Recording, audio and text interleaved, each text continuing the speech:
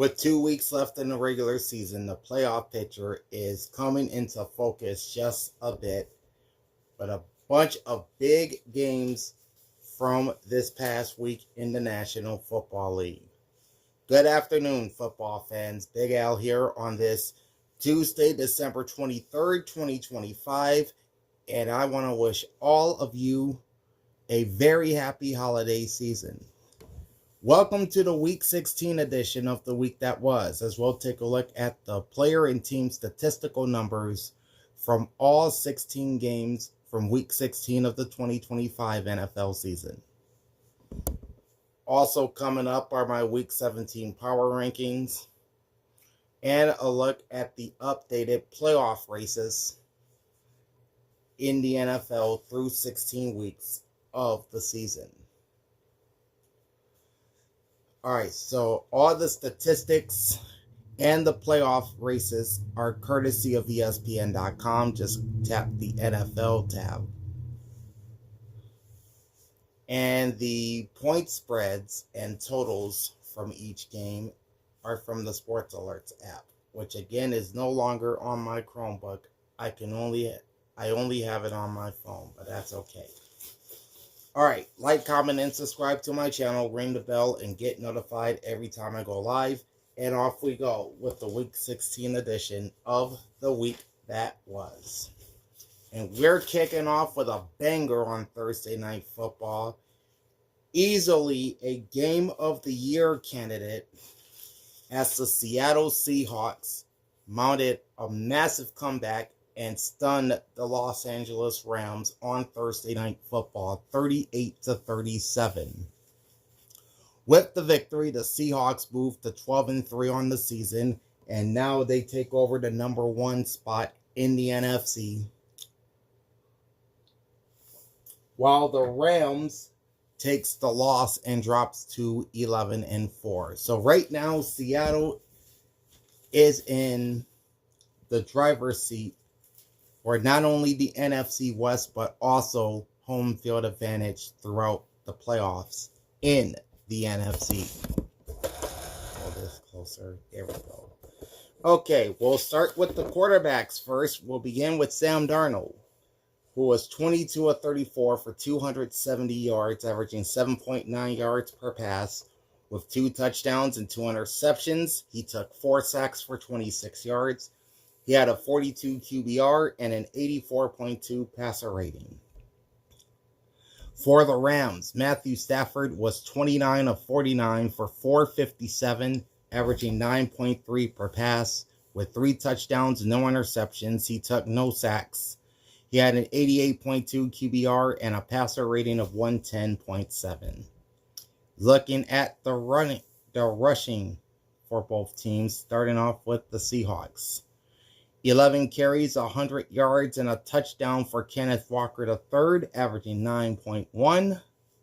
Zach Charbonnet, 9 carries, 32 yards, and a touchdown. He averaged 3.6.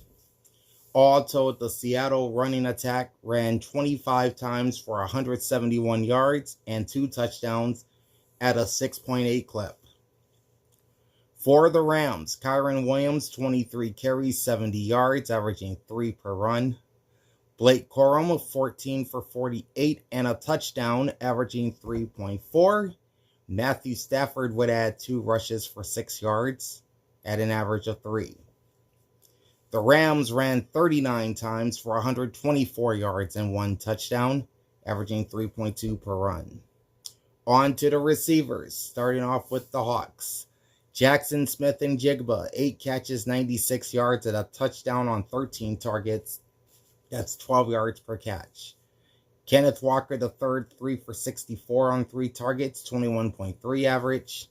A.J. Barner, 4 for 49 on 6 targets and a touchdown, 12.3 average. Cooper Kupp, the ex-Los Angeles Ram, playing against his former team for the second time this season, had 3 catches, 39 yards on 4 targets, averaging 13.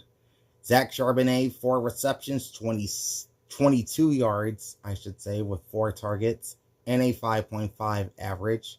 Rashid Shaheed had 1 target but no catches. The Seahawks receivers made 22 receptions for 270 yards with 2 touchdowns on 31 targets and a 12.3 average per reception. For the Rams, Puka Nacua, big game for him. 12 receptions, 225 yards, 2 touchdowns on 16 targets, 18.8 average.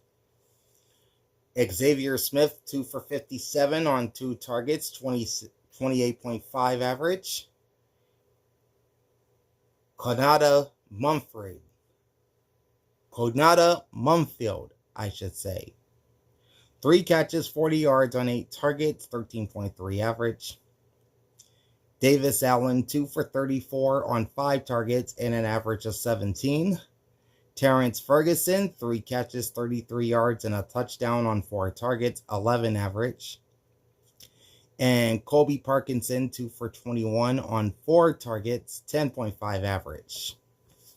The Rams receivers had 29 receptions for 457 yards at 15.8 yards per reception with 3 touchdowns on 48 targets. All right. Cooper Kupp had the game's lone fumble, which he would lose to LA's Kobe Durant. As for the defenses, starting off with the Seahawks, Drake Thomas led the way with 13 tackles. Ernest Jones had 12 tackles and a TFL. Nick Emawari had 11 tackles. Devin Witherspoon had 9 tackles, a TFL, and a quarterback hit. And DeMarcus Lawrence had 9 tackles, a pass defense, and a quarterback hit. Hey, Cajun, Merry Christmas, my brother. How you doing? On the Rams side, Omar Speights led the team with 7 tackles. Josh Wallace had 6, plus a pass defense. Nate Landman, 5 tackles, 1 sack, 1 tackle for loss, and a quarterback hit. Cam Curl, 5 tackles. Puna Ford, 4 tackles, 1 sack, 1 tackle for loss, and a quarterback hit. Cameron Kitchens had 4 tackles. Byron Young also had 4 tackles, plus a quarterback hit. And Jarrett Verse had 4 tackles, half a sack, and 2 quarterback hits. Also, the Seahawks defense would record 103 tackles with no sacks, 2 tackles for loss, 3 passes defensed, 4 quarterback hits, and they even got a touchdown on special teams, which we'll talk about shortly. The Rams defense had 57 tackles with 4 sacks, 3 tackles for loss, 4 passes defensed, and 7 quarterback hits with no touchdowns. The Rams recorded the 2 interceptions in this game. One was from Josh Wallace for 56 yards, the other from Kobe Turner for 10 yards. The Seahawks had no kick returns. The Rams had 6 for 127 yards, averaging 21.2, with a long return of 28 and no touchdowns. You had 4 kick returns from Ronnie Rivers for 86 yards at a 21.5 average. And Jordan Whittington had 2 kick returns for 41 yards at a 20.5 average. Each team had 1 punt return. For the Seahawks, Rashid Shaheed returned a punt for 58 yards and a touchdown. And for the Rams, their 1 punt return was from Xavier Smith for 31 yards. Jason Myers had no field goals attempted, but he was 2 for 2 on extra points. And Harrison Mevis, 3 for 4 on field goals. His long attempt was 41, and 4 for 4 on extra points. He would score 13 points in this game. He was perfect going into this game. He did miss a kick. All right, for the Seahawks, Michael Dixon had 5 punts at 240 yards. That's an average of 48. With 3 inside the 20-yard line, his long punt is 57 yards. And Ethan Evans for the Rams had 4 punts for 155 yards, 38.8 average.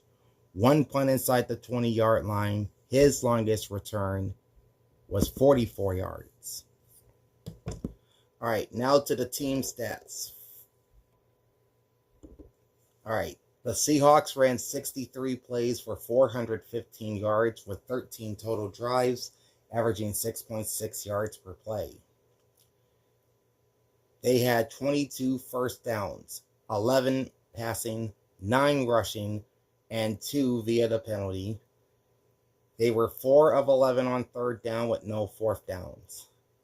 The Rams ran 88 plays for 581 yards. So this is the third straight week the Rams offense has put up at least 500 yards. They had 14 total drives and also averaged 6.6 yards per play. They had 26 first downs, 17 passing, 7 rushing, and 2 via the penalty. LA was 8 for 20 on third down and 2 for 3 on fourth down. The Seahawks had 244 passing yards, 22 completions on 34 attempts at 6.4 yards per pass, with 2 interceptions thrown and 4 sacks taken for 26 yards. The Rams had 457 yards through the air, 29 completions on 49 attempts, 9.3 yards per pass, with no interceptions thrown or sacks taken. Seattle ran the ball 25 times for 171 yards at 6.8 yards per rush.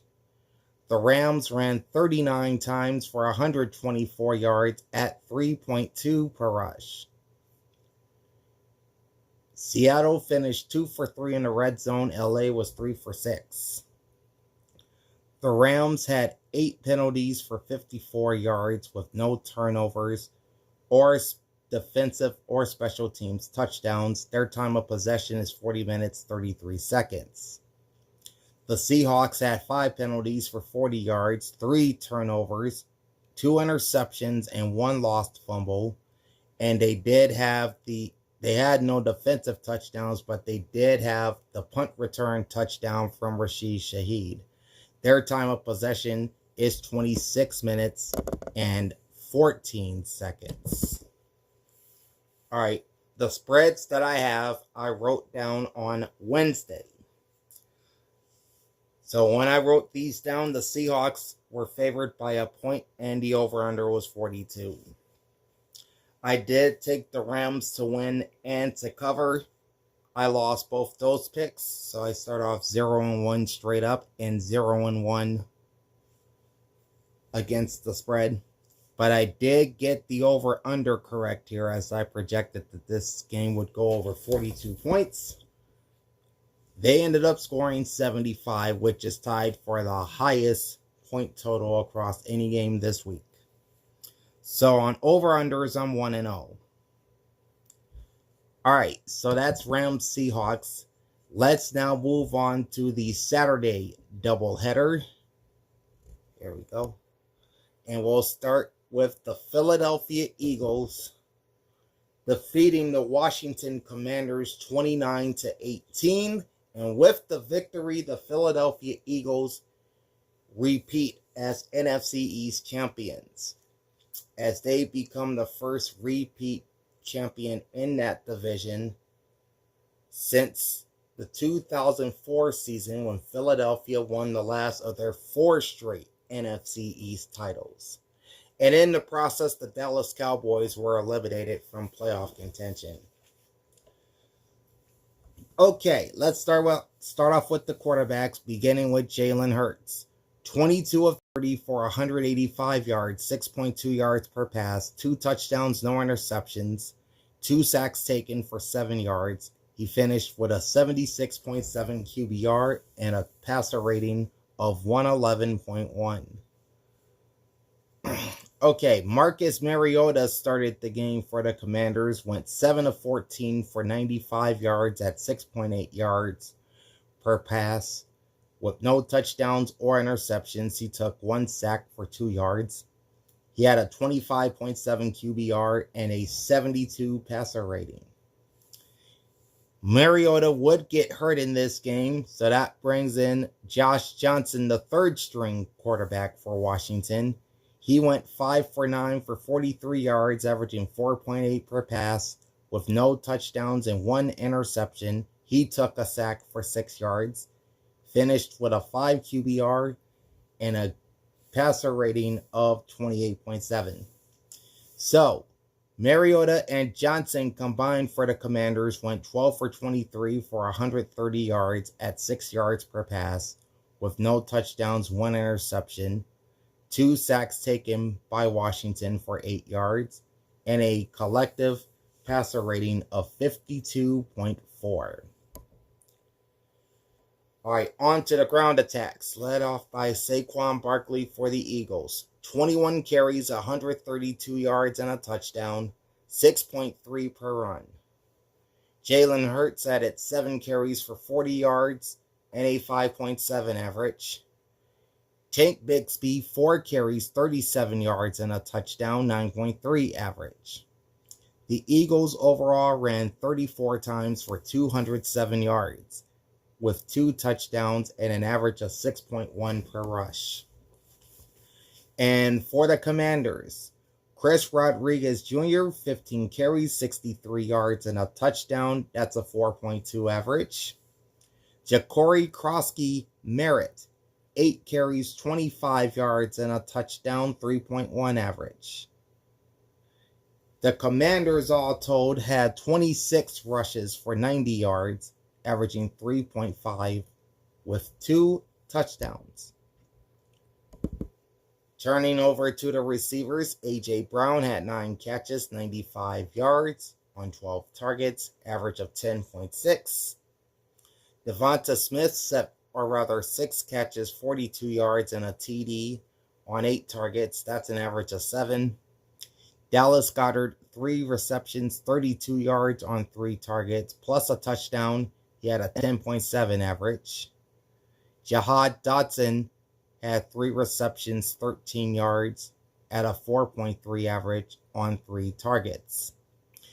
Will Shipley, 1 catch, 1 target for 3 yards. Saquon Barkley, 2 targets but no catches.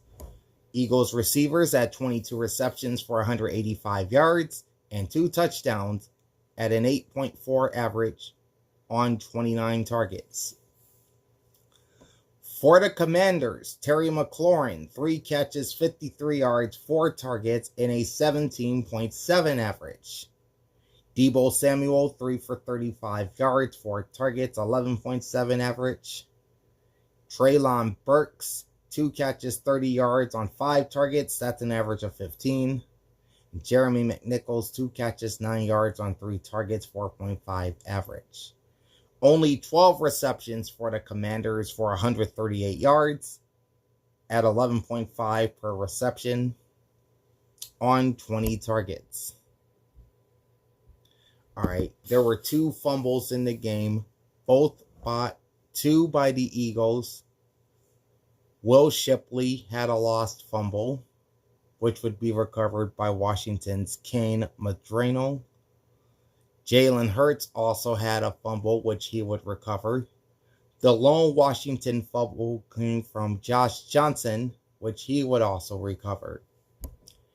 On the defensive side, Zach Bond led the Eagles with 9 tackles. Jordan Davis had 6 tackles and 2 TFLs. Jahad Campbell, 6 tackles and 1 TFL.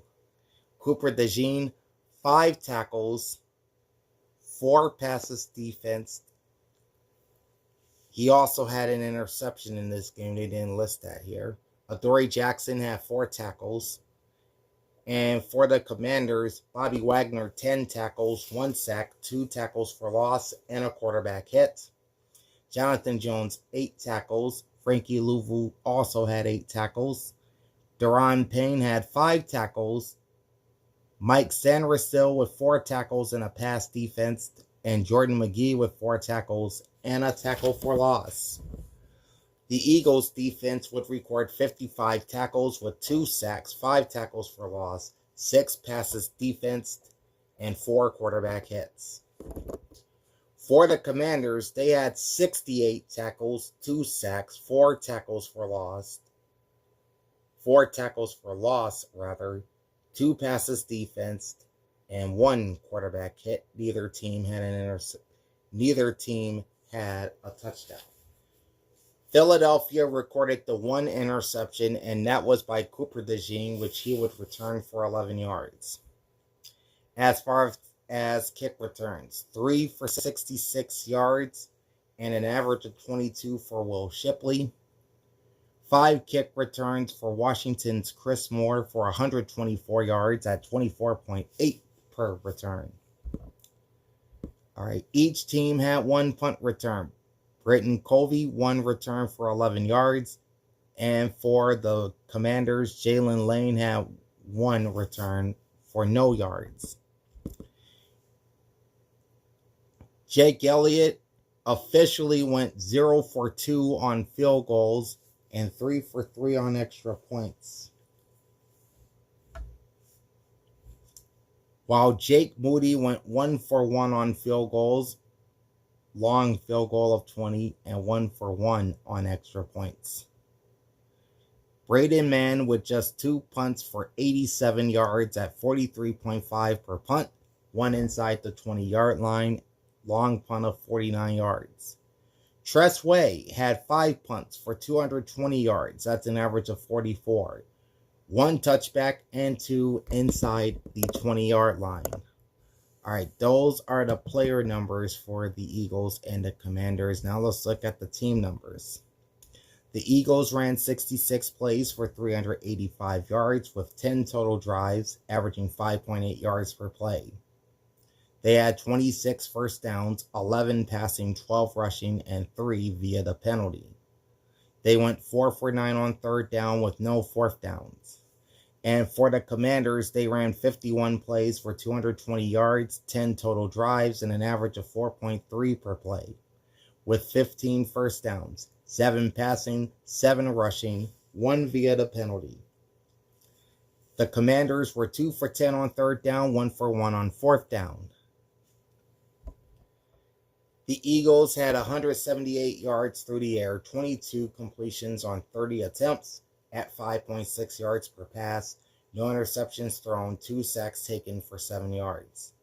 The Commanders had 130 yards passing, 12 completions and 23 attempts, 5.2 yards per pass, 1 interception, and 2 sacks taken for 8 yards. Philadelphia ran 34 times for 207 yards, an average of 6.1 per rush. Washington, meanwhile, ran 26 times for 90 yards at 3.5 per rush. The Eagles were a perfect 3 for 3 in the red zone, while the Commanders were 2 for 3. 5 penalties, 61 yards for the Eagles. Their 1 turnover was the lost fumble. No defense or special teams touchdowns. Time of possession, 34 minutes, 7 seconds. 5 penalties, 44 yards for the Commanders. They also had a turnover. That was from an interception. They also had no defense or special teams touchdowns. Time of possession is 25 minutes and 53 seconds. All right. The spread was Philadelphia minus 6.5, and the over-under was 44.5. I picked Philadelphia to win, but I took Washington with the points. I got the straight-up pick right as I go to 1-1. I lose the ATS pick, dropping my record to 0-2. And I'm 1-1 on over-unders as I projected this game would go under 44.5 points. We had 47 scored. So on over-unders, my record is now 1-1.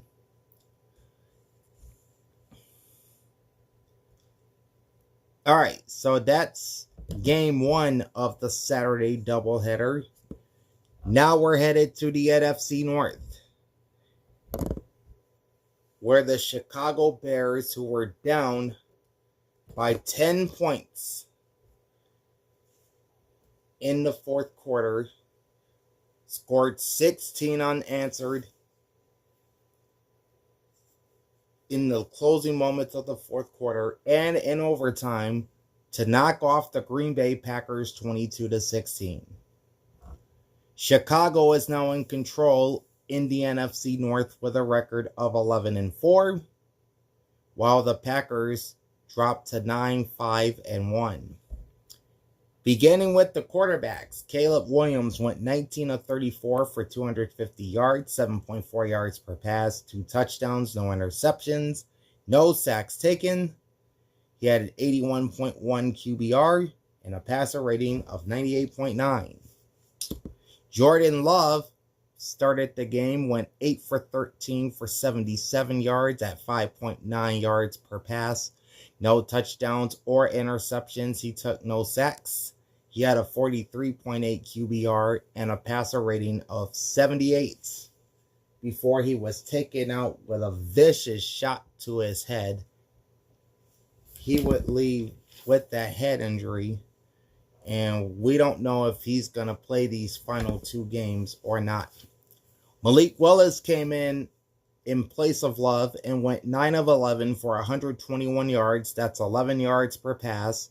With 1 touchdown, no interceptions. He would take a couple sacks for 6 yards.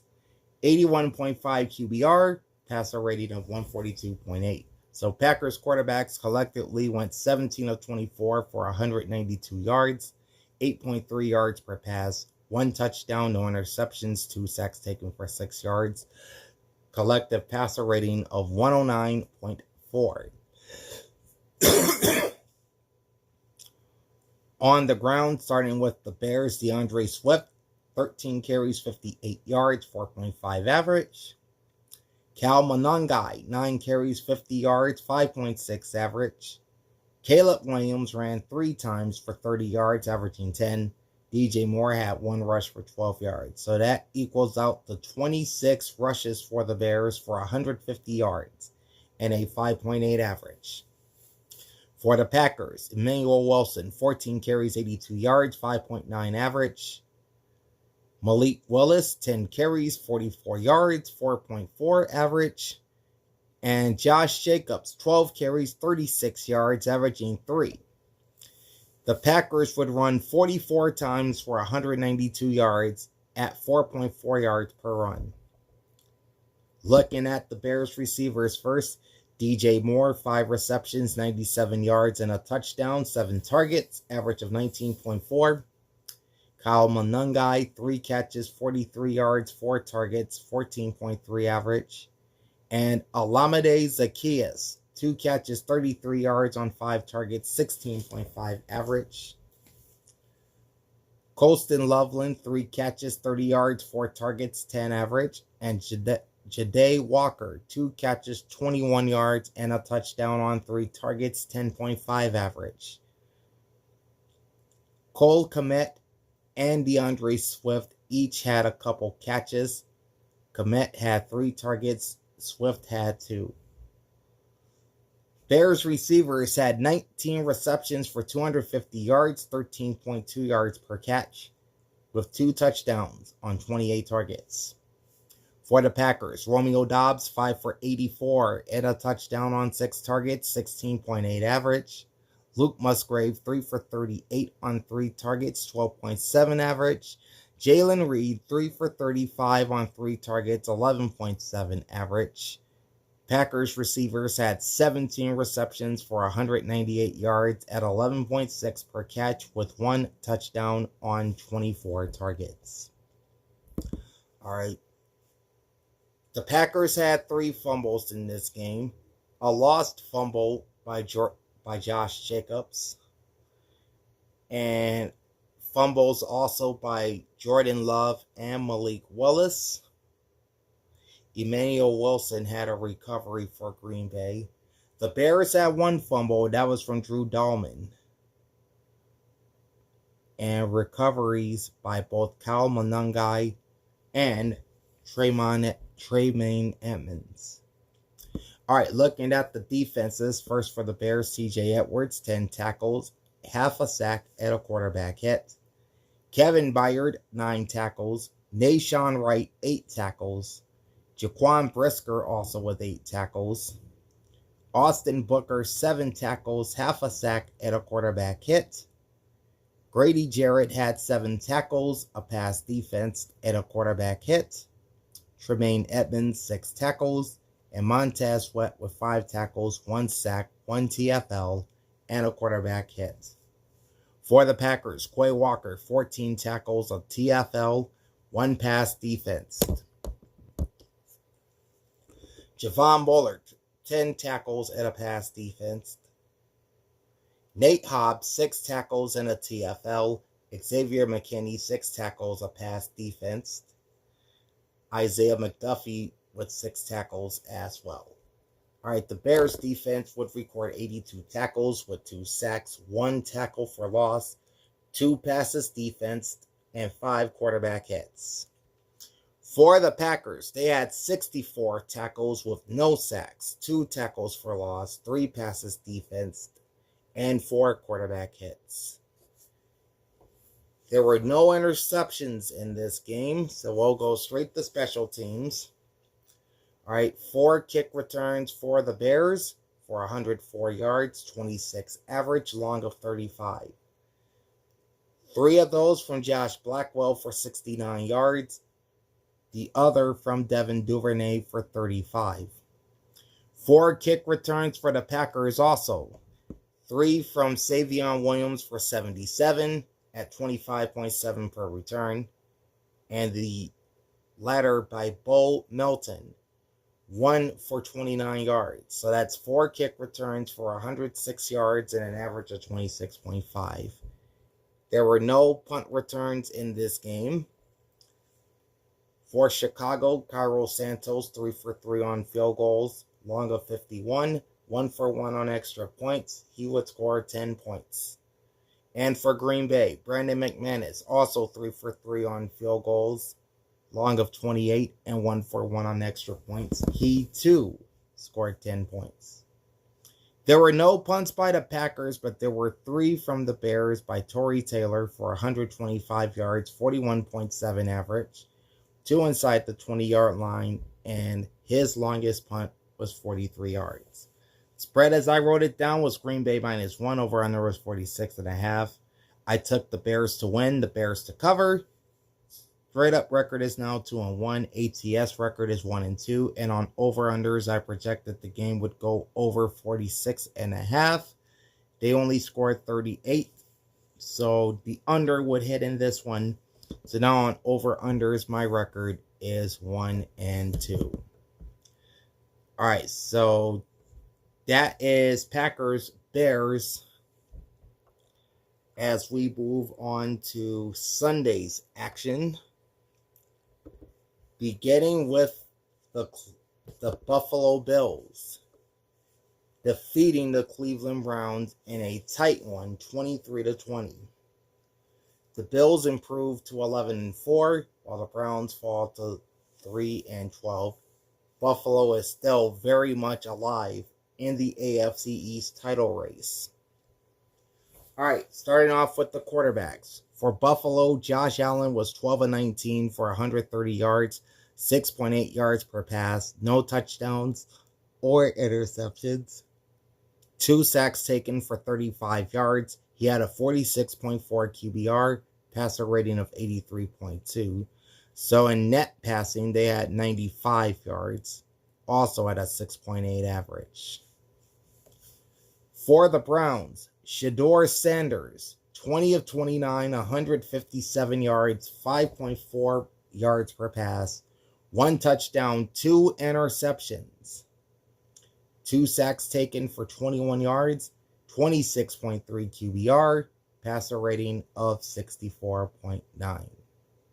Corey Bojorquez, this is the punter for the Browns. He attempted a pass and finished with a 39.6 QB rating. And Dylan Gabriel did not throw a pass in this game, but did take a sack for 2 yards. So overall, Cleveland's passing 20 of 30 for 134 yards, 5.2 per pass, 1 touchdown, 2 interceptions, a total of 3 sacks taken for 23 yards, and a collective QB rating of 62.8. Bryce is in the house. Merry Christmas, bro. Looking at the rushing attacks, beginning with the Bills. James Cook, 16 carries, 117 yards, 2 touchdowns, 7.3 per run. Josh Allen, 7 carries, 17 yards, just a 2.4 average. Ty Johnson, 3 for 16 and a touchdown, 5.3 average. Ray Davis, 3 for 14 and a 4.7 average. So although the Buffalo Bills ran 29 times for 164 yards, 5.7 per rush with 3 touchdowns. For the Browns, Shedeur Sanders, 4 carries, 49 yards, 12.3 average. Raheem Sanders, 11 carries, 42 yards, 3.8 average. Malachi Corley, 3 carries, 30 yards, averaging 10.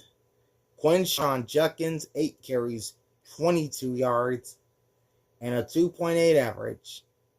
Travion Williams, 3 carries, 17 yards, and an average of 5.7. You did get a rushing touchdown from Harold Fanning Jr. The Browns would run 31 times for 160 yards, 5.2 average, with 1 touchdown. Moving on to the receivers, beginning with the Bills. Khalil Shakir, 4 catches, 34 yards, 5 targets, 8.5 average. Jackson Hawes, 2 catches, 26 yards, 2 targets, 13 average. Tyrell Shavers, 1 catch, 21 yards, 2 targets, 21 average. Ray Davis with 2 catches, 20 yards on 2 targets, averaging 10. Only 12 receptions by Buffalo receivers for 130 yards, 10.8 per reception. No touchdowns on 18 targets. And for the Browns, Travion Williams, 4 receptions, 38 yards, 4 targets, and a 9.5 average. Harold Fanning Jr., 4 receptions, 34 yards, and a touchdown on 6 targets at 8.5 per catch. Quinshon Judkins, 5 catches, 29 yards, 6 targets, and a 5.8 average. Isaiah Bond, this is weird. It says he has no catches, but he has 21 receiving yards. That's pretty weird.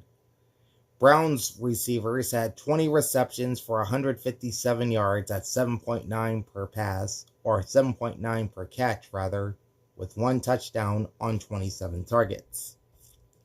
All right, the lone fumble in the game came from their punter, Corey Bojorquez, which he would recover. Looking at the defenses, first for the Bills, Jordan Poyer had 11 tackles, half a sack, 1 TFL, a pass defense, and 1 quarterback hit.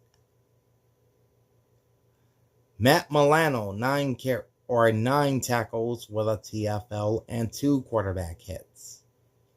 Cole Bishop with 7 tackles and a TFL. Terrell Bernard, 7 tackles. Teron Johnson, 5 tackles. Let's go further down the list to Greg Rousseau. He had himself a game. 3 tackles, 2.5 sacks, 2 TFLs, and 7 quarterback hits. For the Browns, Carson Schlesinger, 14 tackles, 1 sack, 1 TFL, and 2 quarterback hits. Devin Bush, 9 tackles. Ronnie Hickman, 6 tackles. Mohamed Diabate, 4 tackles. Miles Harden, 4 tackles and a pass defense. And Grant Delpit with 4 tackles. All told, the Bills defense recorded 80 tackles with 3 sacks, 5 TFLs, 6 passes defense, and 11 quarterback hits. And once again, 7 of those coming from Greg Rousseau.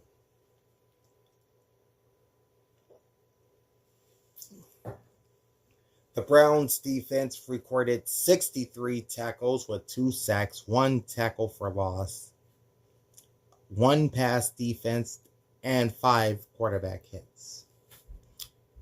There were 2 interceptions by the Bills defense, one from Jordan Poyer for 10 yards, the other from Daquan Jones for 1 yard.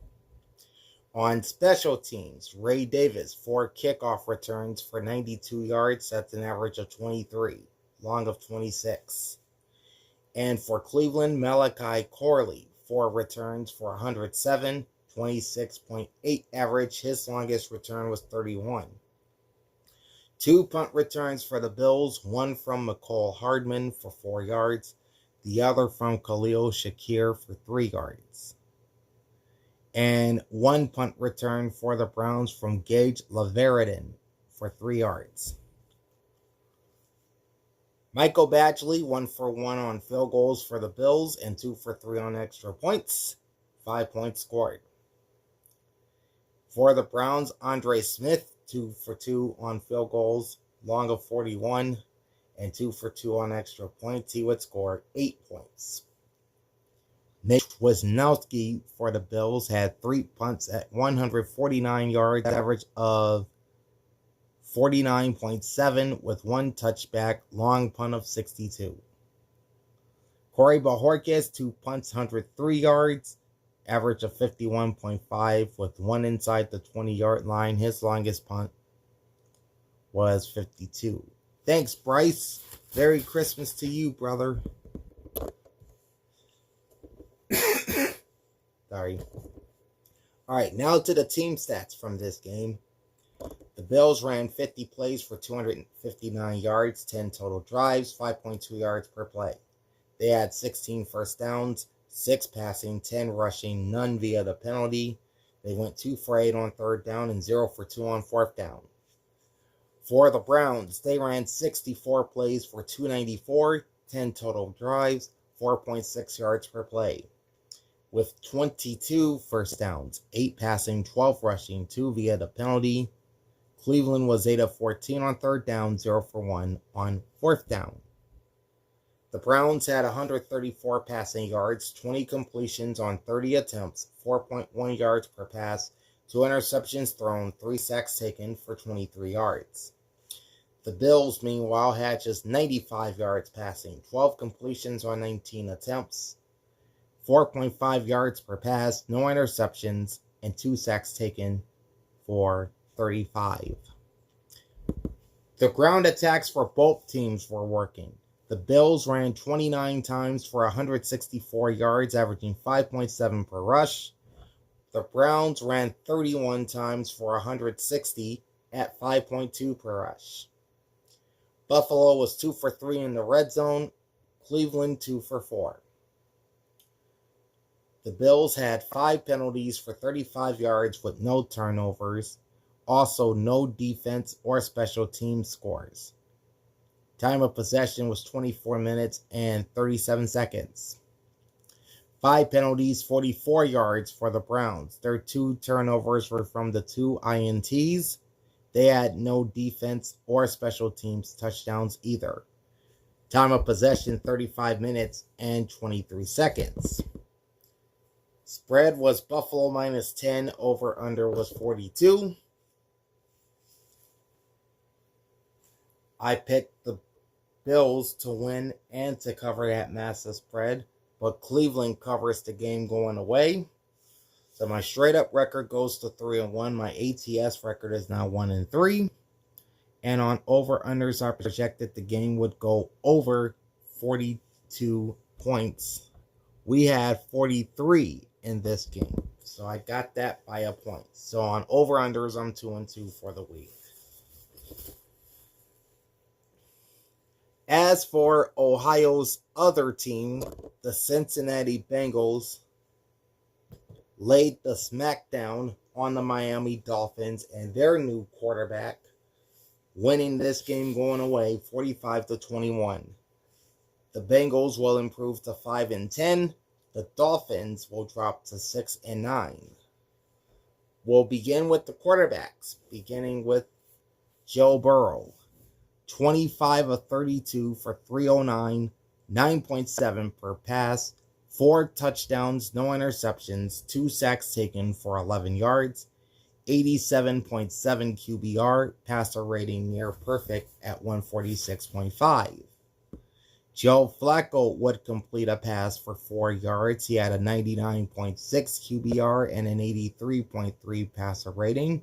So all told, that's 26 of 33 for 302 at 9.5 per pass with 4 touchdowns, all from Joe Burrow, and no interceptions. 2 sacks taken for 11 yards and a collective passer rating, which is also near perfect at 145.8. For the Dolphins, Quinn Ewers taking over for the benched Tua Tagovailoa, making his NFL debut, going 20 of 30 for 260 yards, 8.7 yards per pass, no touchdowns, 2 interceptions, no sacks taken. He had a 26.4 QBR and a passer rating of 66. Rushing wise for the Bengals, Chase Brown, 12 carries, 66 yards, and a touchdown, 5.5 yards per run. Samaje Perine, 7 carries, 25 yards, and a touchdown, 3.6 average. Overall, the Bengals ran 26 times for 105 yards and 2 touchdowns, averaging 4 yards per run. For the Dolphins, Devin Achane, 15 carries, 81 yards, and a touchdown, 5.4 average. Jalen Wright, 9 carries, 35 yards, and a touchdown, 3.9 average. And Malik Washington, 1 carry, 9 yards, and a touchdown. 28 total rushes for the Dolphins for 129 yards, 4.6 per run, with 3 touchdowns. On the receiving side for the Bengals, Jamar Chase, 9 receptions, 109 yards on 11 targets, averaging 12.1. T. Higgins, 3 for 53 on 3 targets, plus a touchdown at 17.7 per catch. Chase Brown, 4 receptions, 43 yards, 2 touchdowns on 4 targets, 10.8 average. Mike Gesicki, former Dolphin, 3 catches, 35 yards, 1 touchdown, 11.7 average on 4 targets. So all told, the Bengals receivers had a pretty good day. 26 receptions for 313 yards at 12 yards per catch, with 4 receiving touchdowns on 52 targets. For the Dolphins, Jalen Waddle, 5 receptions, 72 yards, 9 targets, averaged 14.4. Greg Dulcich, 3 for 46 yards, 3 targets, 15.3. Darren Waller, 3 receptions, 40 yards on 5 targets, 13.3 average. Theo Weiss Jr., 2 receptions for 32 yards on 4 targets, average of 16. The Dolphins had 20 receptions for 260 yards at 13 yards per reception, with no touchdowns on 41 targets. All right.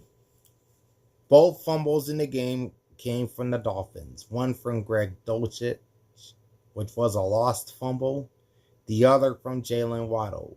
You had recoveries from Alec Ingold for the Dolphins and Myles Murphy for the Bengals.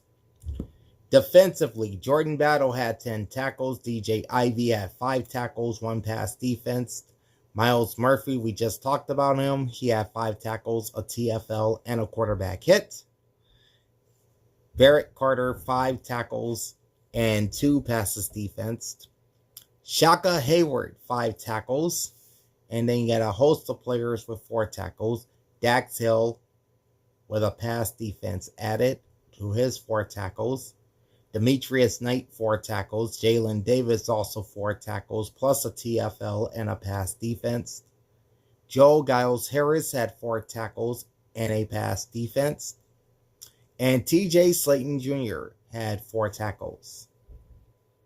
For the Dolphins, Jordan Brooks added 14 more tackles plus a pass defense. Tyrell Dodson, 8 tackles, 1 quarterback hit. Rasul Douglas, 6 tackles, 1 pass defense. Jason Marshall Jr., 5 tackles. Dante Trader also had 5 tackles. Zeke Biggers had 5 tackles as well. Meanwhile, Jack Jones, Bradley Chubb, and Cameron Good all had 4 tackles. The Bengals defense would record 76 tackles with no sacks, 3 tackles for loss, 7 passes defensed, and 4 quarterback hits. And for the Dolphins, 79 tackles, 2 sacks, 2 TFLs, 2 passes defended, and 5 quarterback hits. 2 interceptions, both by the Bengals. One from Barrett Carter, returned for 16 yards. The other from Jalen Davis. As for kick returns, the Bengals had 4 for 117 yards, 29.3 average, long of 41. Keyshawn Williams had 3 of them for 76 and an average of 25.3. Taj Brooks had the other kick return for 41 yards. The Dolphins had 8 kick returns for 218 yards, 27.3 average, long is 35. 5 from Malik Washington for 132 yards and a 26.4 average, and the other 3 from D. Eskridge for 86 yards and an average of 28.7. 1 punt return in the game. It was from the Bengals from Keyshawn Williams for 26 yards. Evan McPherson, 1 for 1 on field goals, long of 45, 6 for 6 on extra points rather. He would score 14 of the 45 Cincinnati points. And Riley Patterson with no field goals and 3 for 3 on extra points. Somehow he would score 5 points. And as a team, they would score 7.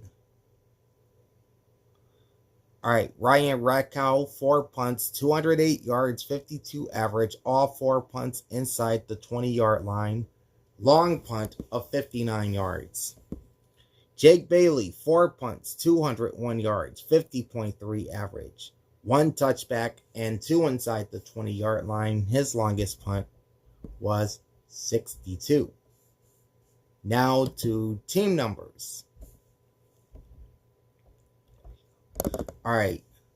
The Bengals ran 61 plays for 407 yards on 12 total drives, averaging 6.7 yards per play. They had 23 first downs, 16 passing, 6 rushing, 1 via the penalty. They would go 6 for 12 on 3rd down and 1 for 1 on 4th down.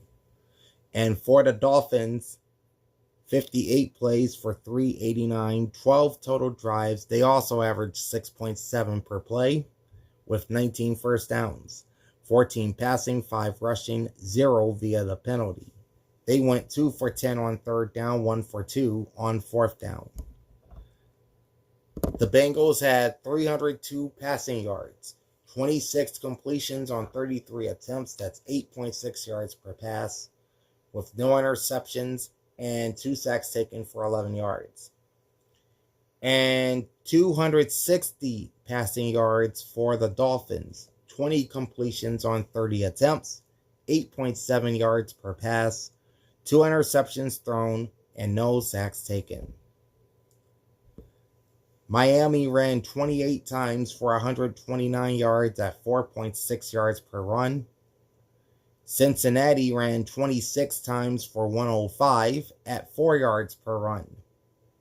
Both teams perfect in the red zone. 6 of 6 for the Bengals, 2 for 2 for the Dolphins. Cincinnati had 2 penalties, 10 yards, no turnovers, no defense or special teams touchdowns. Time of possession is 31 minutes, 32 seconds. 3 penalties, 20 yards for the Dolphins, 3 turnovers, including 2 interceptions and 1 lost fumble. They had no defense or special teams touchdowns. Time of possession was 28 minutes and 28 seconds. Spread was Cincinnati -4, over under 47.5. I picked the Bengals to win and to cover, and they just blew the Dolphins right out of the water in this one. Straight up record goes to 4-1. ATS record 2-3. And on over-unders, I took the over 47.5 in this game. They would score a total of 66 points. So on over-unders, my record is now 3-2. All right, our next game, we have the Tennessee Titans defeating the Kansas City Chiefs. That's the injury-plagued Kansas City Chiefs by a final of 26-9. Tennessee improves to 3-12 on the season, while Kansas City drops to 6-9. They fall to 1-6 on the road. Ouch. Okay, we'll start off with the quarterbacks. First for the Titans. Cam Ward went 21 of 28 for 228 yards, 8.1 yards per pass, 2 touchdowns, no interceptions, 2 sacks taken for 16 yards. He had a 34.6 QBR and a very good passer rating of 122.3. All right, Gardner Minshew starting in place of Patrick Mahomes, who of course tore his ACL last week. Minshew started this game, went 3 of 8 for just 15 yards at 1.9 per pass, no touchdowns or interceptions, no sacks taken, QBR of 8.3, and a passer rating of 45.8. Unfortunately, Minshew would tear his ACL as well. So, your QB1 and QB2 both have torn ACLs. So enter the third stringer, Chris Oladokin. I think that's how you say his name. He went 11 of 16 for 111 yards, 6.9 yards per pass, no touchdowns, no interceptions. He would take 4 sacks for 44 yards. He had a 24.1 QBR and a passer rating of 88.3. So, Minshew and Oladokin combined to go 14 of 24 for just 82 yards. That's 5.3 yards per pass. No touchdowns, no interceptions. 4 sacks for 44 yards, all by Oladokin. And their collective passer rating was 72.6. Rushing wise, Tony Pollard, big game for him, 21 carries, 102 yards, 4.9 average. Tajay Spears, 13 carries, 52 yards, and a touchdown. He would average 4. And Cam Ward ran 4 times for only 9 yards and a 2.3 average. The Titans would run the ball consistently in this one. 40 carries, 164 yards, and a touchdown, 4.1 average. For the Chiefs, Isaiah Pacheco had 8 carries for 34 yards and an average of 4.3. Gardner Minshew ran once for 8 yards. Chris Oladokun had 2 carries, 7 yards, 3.5 average. Only 15 rush attempts for Kansas City for just 51 yards. That's a 3.4 average. Looking at the receivers now. Alec Ayomenor, 3 catches, 58 yards on 4 targets, 19.3 average. Tajay Spears, 5 receptions, 53 yards, 5 targets, 10.6 average. Chig Okonkwo, 6 catches, 44 yards, and a touchdown on 8 targets. Chamiri DK, 3 receptions, 40 yards, and a touchdown on 5 targets. That's a 13.3 average for DK, 7.3 for Okonkwo. Titans receivers had 21 receptions for 228 yards, 10.9 yards per reception with 2 touchdowns on 27 targets. And for the Chiefs, Xavier Worthy, 2 receptions, 41 yards, 3 targets, 20.5 average. Isaiah Pacheco, 6 for 41, 7 targets, 6.8 average. Hollywood Brown, 3 for 22 yards, 3 targets, and an average of 7.3. All told, 14 receptions by Chiefs receivers for 126 yards. That's 9 yards per catch, with no touchdowns on 22 targets. All right, you had 2 fumbles by the Kansas City Chiefs. One by Chris Oladokun, the other from Nico Remigio. Both will be recovered by Trey Smith and Kevin Knowles. Tennessee had the 1 fumble from Tony Pollard, which he would recover. On the defensive side, James Williams Sr., 9 tackles, 1 sack, a tackle for loss, and a quarterback hit. Keeman Hall, 5 tackles, 2 tackles for loss. Kendrick Brooks, 4 tackles. Truman Jones, 3 tackles, 1.5 sacks, 1 tackle for loss, and 2 quarterback hits. Jeffrey Simmons had 3 tackles, 2 TFLs, and 2 passes defensed. And Amani Hooker had 3 tackles. For the Chiefs, Christian Fulton, Nick Bolton, and Drew Tranquil all had 10 tackles for this Kansas City defense. Nick Bolton added a sack, a TFL, and a quarterback hit with his 10 tackles. Brian Cook had 9 tackles. Jalen Watson, 7 tackles. Chamari Connor, 6 tackles, 1 sack, 1 tackle for loss, and a quarterback hit. Jack Cochran, 5 tackles. Ashton Geloit, 5 tackles and a quarterback hit. And Mike Dana, 5 tackles. All right, Titans defense, 46 tackles, 4 sacks, 7 tackles for loss, 5 passes defensed, and 5 quarterback hits. For the Chiefs, they had 93 tackles, 2 sacks, 3 passes, or rather 2 sacks, 3 tackles for loss, no passes defensed, and 5 quarterback hits as well. Neither team recorded an interception, so we'll move to special teams. Jameer DK, 5 kick returns for 122 yards, 24.4 average, long of 31. Nico Remigio, 4 kick returns for 95 yards. That's 23.8 per return, long of 26. All right. The Titans got 3 punt returns from Jameer DK for 23 yards, long of 20. The Chiefs got 2 punt returns from Nico Remigio for 31 yards. All right, Harrison Butker, 3 for 4 on field goals, long of 54. And no extra points. He will account for all 9 of the Chiefs' points. Joey Sly, 1 for 1 for the Titans, long of 27. That's 1 for 1 on field goals. He was 3 for 3 on extra points. He would score 6 points in this game. Matt Ariza for the Chiefs, 5 punts, 219 yards, 43.8 average, 1 inside the 20-yard line, long punt of 54.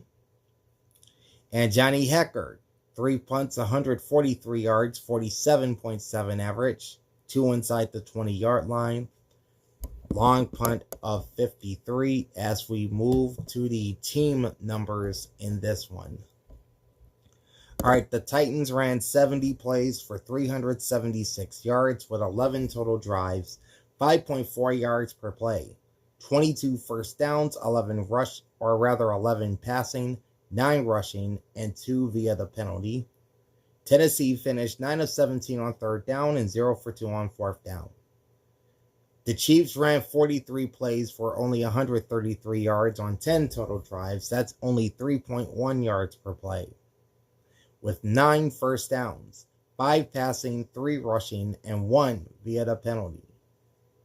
And they were awful on 3rd down, going 1 for 9 with no 4th downs. The Titans had 212 yards passing, 21 completions on 28 attempts, 7.1 yards per pass, no interceptions, and 2 sacks taken for 16 yards. The Chiefs had only 82 yards passing, 14 completions on 24 attempts, 2.9 yards per pass, no interceptions thrown, and 4 sacks taken for 44 yards. The Titans ran 40 times for 164 yards. That's 4.1 per rush. The Chiefs only 15 attempts for 51 yards. That's an average of 3.4. Tennessee was 3 of 4 in the red zone. Kansas City 0 for 1. 10 penalties, 59 yards for the Chiefs. No turnovers, no defense or special teams touchdowns. Time of possessions, 21 minutes, 59 seconds. 12 penalties, 82 yards for the Titans. Also no turnovers, no defense or special teams touchdowns either. Time of possession, 38 minutes and 1 second. All right. Spread was Kansas City -3 over under 37.5. I picked the Chiefs to win, Chiefs to cover, obviously losing both games now with their backup quarterback on the shelf, along with Patrick Mahomes. That doesn't help them either. Straight up record drops to 4-2. ATS record is 2-4. On totals, on the total in this game, I projected over 37.5. We had 35 points, so they nearly got there. So I'm going to lose this one as my over-under record drops to 3-3.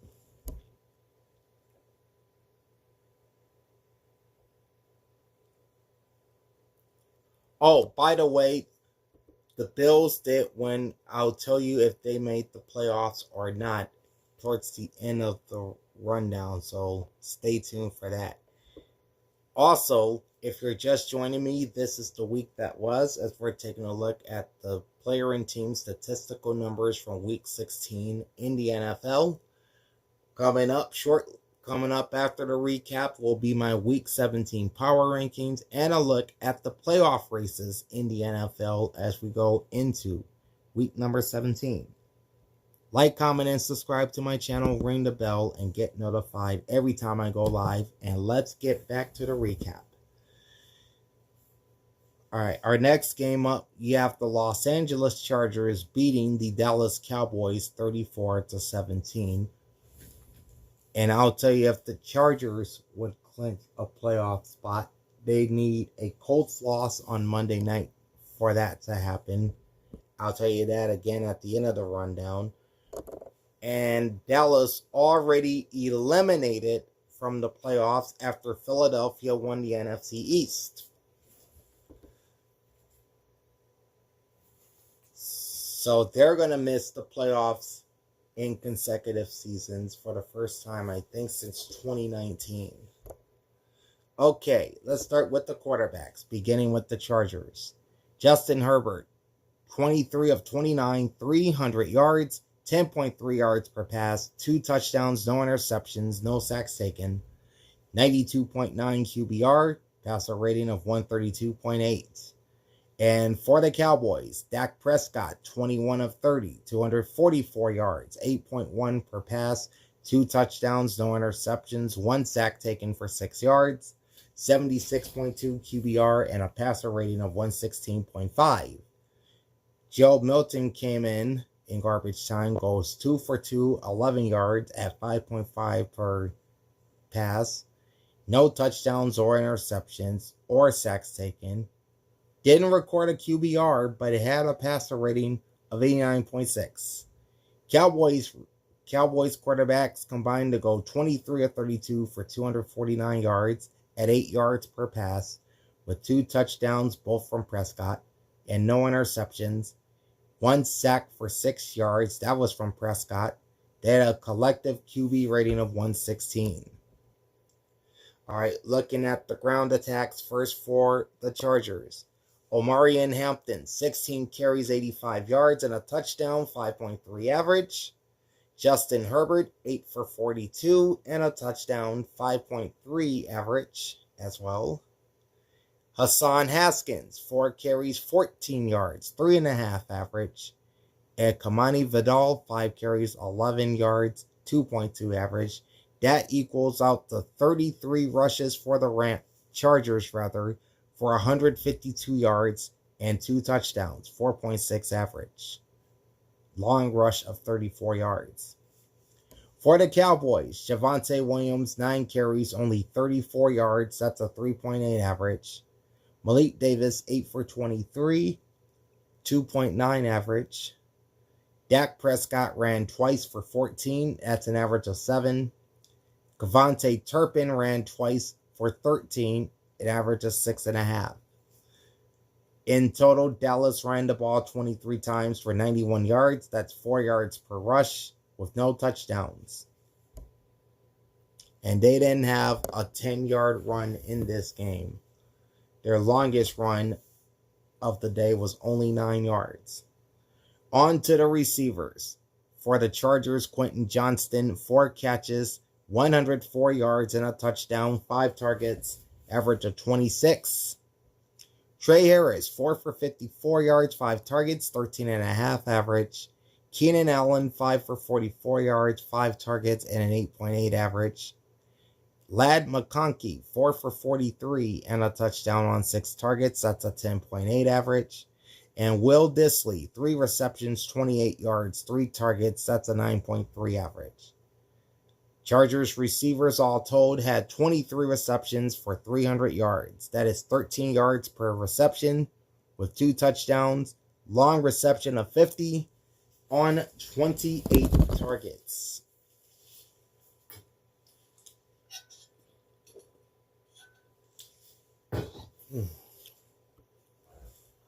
For the Cowboys, George Pickens, 7 receptions, 130 yards and a touchdown, 9 targets. That's 18.6 per reception. CeeDee Lamb, 6 catches, 51 yards, 7 targets, 8.5 average. Jake Ferguson, 3 for 19 yards, 4 targets, 6.3 average. Ryan Flournoy, 2 catches, 18 yards and a touchdown on 2 targets, averaging 9. Cowboys receivers also had 23 receptions for 255 yards with 2 touchdowns. That's an average of 11.1 per catch on 32 targets. Long reception was 38 yards. All right. Each team had a fumble in this game. Justin Herbert had one for the Chargers, recovered by Tuli Tuipulotu. And Joe Milton had a lost fumble. That one was actually recovered by the Chargers and Tuipulotu. All right, defensively, starting with the Chargers, Tony Jefferson with 8 tackles, Derwin James 6 tackles, Denzel Perryman 6 tackles and a pass defense, Dayon Henley 6 tackles, Benjamin St-Juste 6 tackles and a pass defense, Delshon Phillips 4 tackles, and the aforementioned Tuli Tuipulotu had 4 tackles, 1 sack, 1 tackle for loss, and 2 quarterback hits. For the Cowboys, Siobhan Revel Jr. paced Dallas with 9 tackles and a pass defense. Malik Hooker and Donovan Wilson each had 7 tackles and a TFL. Trayvon Diggs had 6 tackles. Logan Wilson and Shamar James with 5 tackles each. And Kenny Clark with 4 tackles. All right, the Chargers would record 66 tackles with 1 sack, 2 tackles for loss, 3 passes defense, and 3 quarterback hits. The Cowboys recorded 73 tackles with no sacks, 3 tackles for loss, 2 passes defense, and 5 quarterback hits. Neither team recorded an interception, so we'll go straight to special teams. All right, 4 kick returns for 77 yards for the Chargers at 19.3. 2 from Kamani Vidal for 41 yards. That's a 20.5 average. 2 from Keandre Lambert-Smith for 36 yards, averaging 18. Dallas had 6 kick returns, all from Cavante Turpin for 148 yards. That's 24.7 yards per return, long return of 31. All right, no punt returns by either team. For the Chargers, Cameron Dicker, 2 for 2 on field goals, long of 37, 4 for 4 on extra points. He would score 10 points. Braden Aubrey, 1 for 1 on field goals, long of 33, and 2 for 2 on extra points. He would score 5 points. J.K. Scott, just the 1 punt for 55 yards, which went inside the 20-yard line. Brian Anger also had 1 punt for 42 yards, which also landed inside the 20-yard line. Moving on now to the team numbers in this game. The Chargers ran 62 plays for 452 yards, 8 total drives, 7.3 yards per play, with 24 first downs, 15 passing, 9 rushing, 0 via the penalty. They would go 7 of 11 on third down, 0 of 1 on fourth down. The Cowboys ran 56 plays for 340, with 9 total drives, averaging 6.1 yards per play. 18 first downs, 13 passing, 4 rushing, 1 via the penalty. They went 4 for 9 on third down, 1 for 3 on fourth down. The Chargers had 300 passing yards, 23 completions on 29 attempts at 10.3 yards per pass. No interceptions or sacks taken.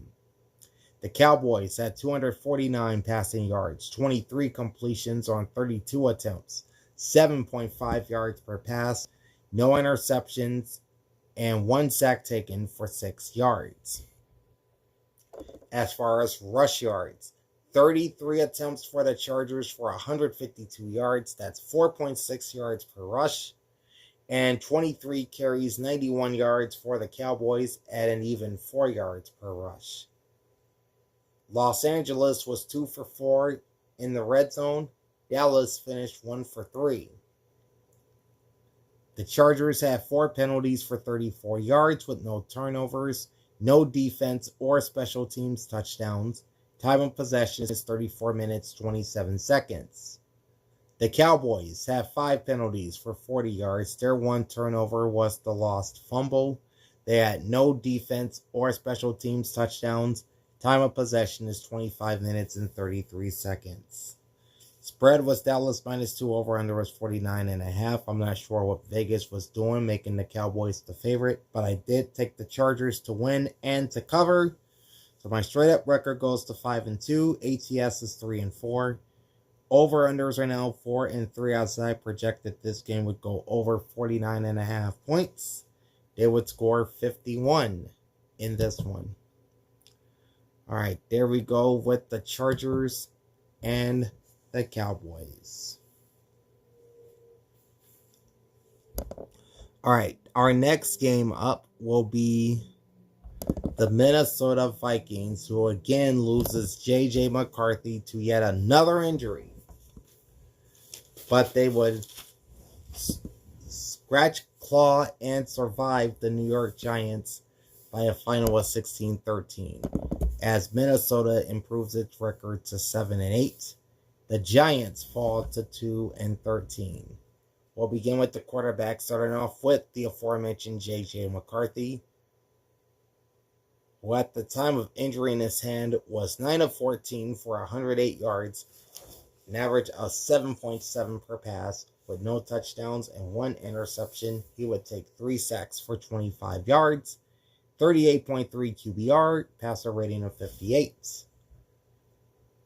Again, he would injure his hand and did not return, so Max Brosmer went the rest of the way, went 7 of 9 for 52 yards, 5.8 yards per pass, no touchdowns or interceptions. He would take a sack for 9 yards.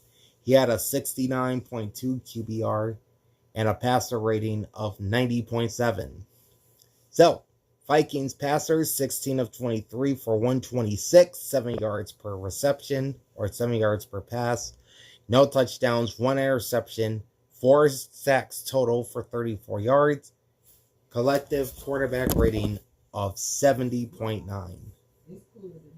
For the Giants, Jackson Dart, 7 of 13, 33 yards, 2.5 yards per pass. No touchdowns, 1 interception. He would take 5 sacks for 20 yards. He had a 4.7 QBR and a 27.4 passer rating, both bad numbers. All right, looking at the ground attack, starting off with the Vikings. Aaron Jones Sr., 21 carries, 85 yards. That's 4 yards per run. J.J. McCarthy, 2 carries, 20 yards, and a touchdown, 10 average. In all total, the Vikings ran 31 times for 114 yards, 3.7 per run, with a touchdown. For the Giants, Tyrone Tracy, 16 carries, 71 yards, 4.4 average. Devin Singletary, 11 carries, 47 yards, 4.3 average. The Giants would run 30 times for 128 yards at 4.3 per rush, with no touchdowns. On the receiving side, Justin Jefferson for the Vikings led the charge with 6 receptions, 85 yards, 8 targets, and a 14.2 average. Jordan Addison, 2 for 26 on 3 targets, average of 13. Josh Oliver, 2 for 19 on 3 targets, 9.5 average. Only 16 receptions for the Vikings for 160 yards. That's an even 10 yards per reception with no touchdowns on 23 targets. And for the Giants, Wan'Dale Robinson's probably the only name of note here. 3 catches, 19 yards, 6 targets, 6.3 average. Only 7 total receptions for the Giants for 33 yards at 4.7 per reception with no touchdowns on 13 targets. Okay. There was 1 fumble in the game. It was courtesy of the Vikings as J.J. McCarthy would lose a fumble, which would be recovered by Tyler Nubin of the Giants. Defensively, Blake Cashman, game high 16 tackles. Jonathan Allen, 8 tackles, 1 sack, 2 tackles for loss, 1 quarterback hit. Jay Ward, 6 tackles. Levi Drake Rodriguez, 5 tackles, 1 sack, and a quarterback hit. Isaiah Rodgers, 4 tackles, 1 TFL, and a pass defense. Andrew Van Ginkel, 4 tackles, 1 sack, 1 tackle for loss, 1 pass defense, and 2 quarterback hits. Eric Wilson, 4 tackles, 1 sack, 1 TFL, and a quarterback hit. And Jalen Redmond, 4 tackles, 1 sack, 1 tackle for loss, 1 pass defense, and 1 quarterback hit. For the Giants, Bobby Okereke had 13 tackles and a pass defense. Javon Holland, 7 tackles. Chauncey Golston, 6 tackles, 1 sack, 3 TFLs, and a quarterback hit. Dane Belton, 6 tackles. Tyler Nubin, 6 tackles, a pass defense, and he also scored a touchdown. Brian Burns, 4 tackles, 2 sacks, 2 tackles for loss, 2 quarterback hits. And Roy Robinson Harris, 4 tackles and a quarterback hit. All right, the Vikings would record 66 tackles with 5 sacks, 6 TFLs, 4 passes defense, and 6 quarterback hits. For the Giants, they had 62 tackles, 4 sacks, 7 tackles for loss, 5 passes defense, 9 quarterback hits, and the 1 touchdown from Tyler Nubin. Each team recorded an interception. Byron Murphy Jr. for the Vikings for 15 yards. Paulson Adebo for no yards for the Giants. All right, the Vikings had 2 kick returns from Miles Price for 50 yards, 25 average, Longo 29. The Giants would have 5 kick returns for 127 at 25.4. Gunnar Olszewski, 3 punts or 3 kick returns for 71 yards, 23.7 average, long of 29. And Deontay Banks, 2 kick returns for 56 yards. That's an average of 28, long of 30. 1 punt return on each side. For the Vikings, it was Miles Price for 12 yards. And for the Giants, Gunnar Olszewski for 5 yards. Will Reichert, 3 of 3 on field goals, long of 43, 1 for 1 on extra points. He would score 10 of the Vikings' 16 points. Ben Sauls, I think this is like the 5th kicker the Giants have used this year. Anyway, he went 2 for 2 on field goals, long of 39, 1 for 1 on extra points. And he would score 7 of New York's 13 points. Ryan Wright, 1 punt for 29 yards. Jamie Gillen, 2 punts for 91 yards at a 45.5 average. Long punt of 51. Okay, moving to the team stats now. The Vikings ran 58 plays for 240 yards, 9 total drives, 4.1 yards per play, 17 first downs, 8 passing, 7 rushing, 2 via the penalty. The Giants ran 48 plays for 141 yards, 7 total drives, 2.9 yards per play, 12 first downs, 1 passing, 7 rushing, 4 via the penalty. The Vikings were 7 for 12 on third down and 1 for 1 on fourth down, while the Giants were 2 for 10 on third down and 1 for 3 on fourth down. Minnesota had 126 passing yards, 16 completions on 23 attempts, 4.7 yards per pass, 1 interception, 4 sacks taken for 34. The Giants had only 13 net passing yards, 13. 7 completions on 13 attempts, 0.7 yards per pass, 1 interception thrown, and Giants quarterbacks would take 5 sacks for 20 yards. All right, the Giants did outrush the Vikings. New York had 128 yards on 30 rush attempts at 4.3 yards per run.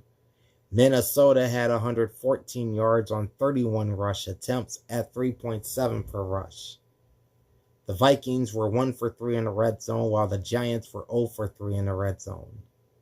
And a lot of penalties on both sides. You had 11 for 90 yards for the Minnesota Vikings, 2 turnovers, including an interception and a lost fumble. They had no defense or special teams touchdowns, and their time of possession is 31 minutes and 1 second. 11 penalties, 74 yards for the New York Giants. Their 1 turnover was from the interception. They did have a defense or special teams touchdown in this one, and it was the Nubin pick 6. Their time of possession was 28 minutes and 59 seconds. Spread was Minnesota -3. Over-under is 43.5. I picked the Vikings to win, the Vikings to cover.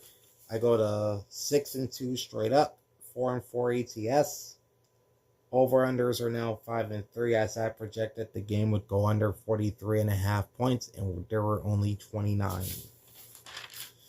Okay, we are now in the second half of our recap. And we're going to continue here with the New York Jets as they lost big to the New Orleans Saints by a final of 29-6. Don't look now, but the Saints have won 3 in a row. They're now 5-10. The Jets, meanwhile, dropped to 3-12. We'll start off with the quarterbacks, beginning with Tyler Shuck. Real good game for him. 32 of 49, 308 yards, 6.3 yards per pass. 1 touchdown, no interceptions, 3 sacks taken for 18 yards. He had a 32 QBR and a passer rating of 89.5. Taysom Hill, just 1 for 1 for 38 yards, and that one counts for a touchdown. No sacks taken or interceptions thrown. Only a 0.8 QBR, but a perfect passer rating of 158.3. So collectively, that's 33 of 50 for 328 yards at 6.9 per pass. 2 touchdowns, 1 by each, and no interceptions. 3 sacks taken for 18, all by Tyler Shuck. Collective QB rating is 99.3. Looking at the ground attacks, starting off with the Saints. Taysom Hill, 12 carries, 42 yards, 8 target, or 8 was his longest run. He averaged 3.5.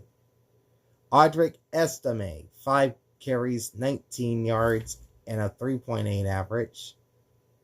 25 total rushes for the Saints for 84 yards, 3.4 per run with no touchdowns. Breece Hall for the Jets, 16 carries, 54 yards, 3.4 average. As a team, New York ran 20 times for 64 yards. That's 3.2 per run. And no touchdowns.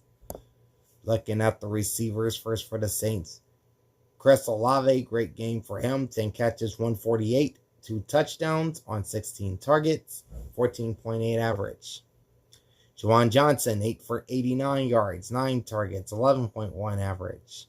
Taysom Hill, 4 receptions, 36 yards, 6 targets. That's a 9 average. Mason Tipton, 4 catches, 29 yards, 5 targets, 7.3. Kevin Austin Jr., 2 for 18, 3 targets, and a 9 average. Audric Estime, 3 receptions, 17 yards, 4 targets, and an average of 5.7. Also, the Saints receivers had 33 receptions for 346 yards, 10.5 yards per reception, with 2 touchdowns, both coming from Chris Olave. And Saints receivers had 47 targets. For the Jets, Isaiah Davis, 4 receptions, 52 yards, 4 targets, 13 average. Adonai Mitchell, 3 receptions, 43 yards, 6 targets, 14.3 average. Stone Smart, 5 receptions, 34 yards, 5 targets, 6.8 average. And Isaiah Williams, 4 receptions, 25 yards, 4 targets, and a 6.3 average. All right, Jets receivers had 22 receptions for 188 yards at 8.5 per reception with no touchdowns on 34 targets. Longest reception was 26. All right, each team had a fumble. In fact, each team would lose a fumble in this game. For the Jets, it was Brady Cook. He would fumble away to Chase Young. And for the Saints, it was Taysom Hill, who would fumble the ball away to Quantez Stiggers. All right, looking at the defenses now, first for the Saints.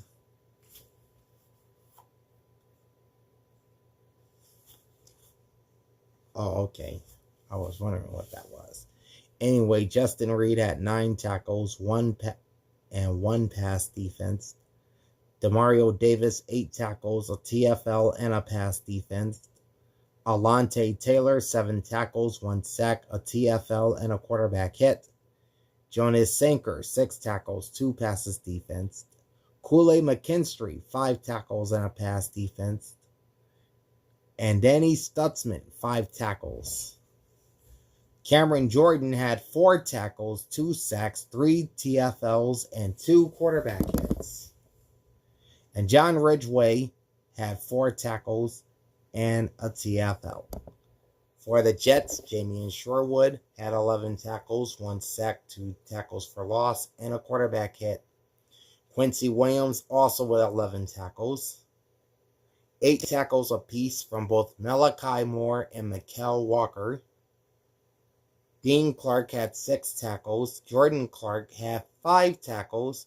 Quantez Stiggers with 5 tackles and 2 passes defense. And 5 tackles each from Harrison Phillips and Brandon Stevens. All right, the Saints defense would record 72 tackles with 8 sacks. That's right, 8 sacks. Yeah, 1 from Alontae Taylor, 2 for Cameron Jordan. Nathan Shepard had a sack. Chris Rump had a sack. Chase Young, Jonah Williams, and Isaiah Stolberg all had a sack. So that's their 8. They had 11 tackles for loss, 6 passes defense, and 9 quarterback hits. So their defense was on point in this one. The Jets had 81 tackles, 3 sacks, 3 tackles for loss, 2 passes defense, and 5 quarterback hits. The lone interception in the game came from Jonas Sanker of the Saints, which he would return for 29 yards. All right, 2 kick returns both ways. 2 from Dante Pettis for 44 yards, average of 22. And 2 from the Jets for a total of 76 yards at a 38 average. Isaiah Williams had a kick return for 42. Kene Nwangwu had one for 34 yards. No punt returns for the Jets, but there was 2 from the Saints from Dante Pettis for 10 yards. Nick Folk, 2 for 2 on field goals, long of 36, no extra points. That's where all 6 of the Jets' points came from. Charlie Smythe, 5 for 6 on field goals, long of 50, 2 for 2 on extra points. He would be responsible for 17 of the Saints' 29 points. Austin McNamara had 5 punts for the Jets for 231 yards, 46.2 average, 3 inside the 20-yard line, long punt of 55. Kai Kroger, 1 punt for 46 yards for the Saints. Now to team numbers in this game. The Saints ran 78 plays for 412 yards, 11 total drives, 5.3 yards per play. 23 first downs, 17 passing, 6 rushing. 8 of 17 on third down and 1 for 2 on fourth down. And for the Jets, they ran 63 plays for only 195 yards with 11 total drives, 3.1 yards per play, 12 first downs, 6 passing, 5 rushing, 1 from a penalty, 2 for 15 on third down, and 2 for 4 on fourth down. New Orleans had 328 yards through the air, 33 passes, 50 attempts, 6.2 yards per pass, no interceptions, 3 sacks taken for 18 yards. 131 passing yards for the Jets, 22 completions on 35 attempts, 3 yards per pass, 1 interception thrown, and 8 sacks taken for 57.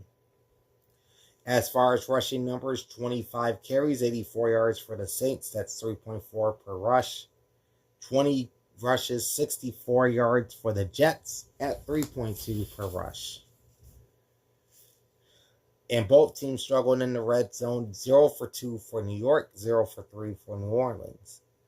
Jets had 7 penalties, 54 yards, 2 turnovers, 1 lost fumble, and an interception, with no defense or special teams touchdowns. Time of possession was 28 minutes and 42 seconds.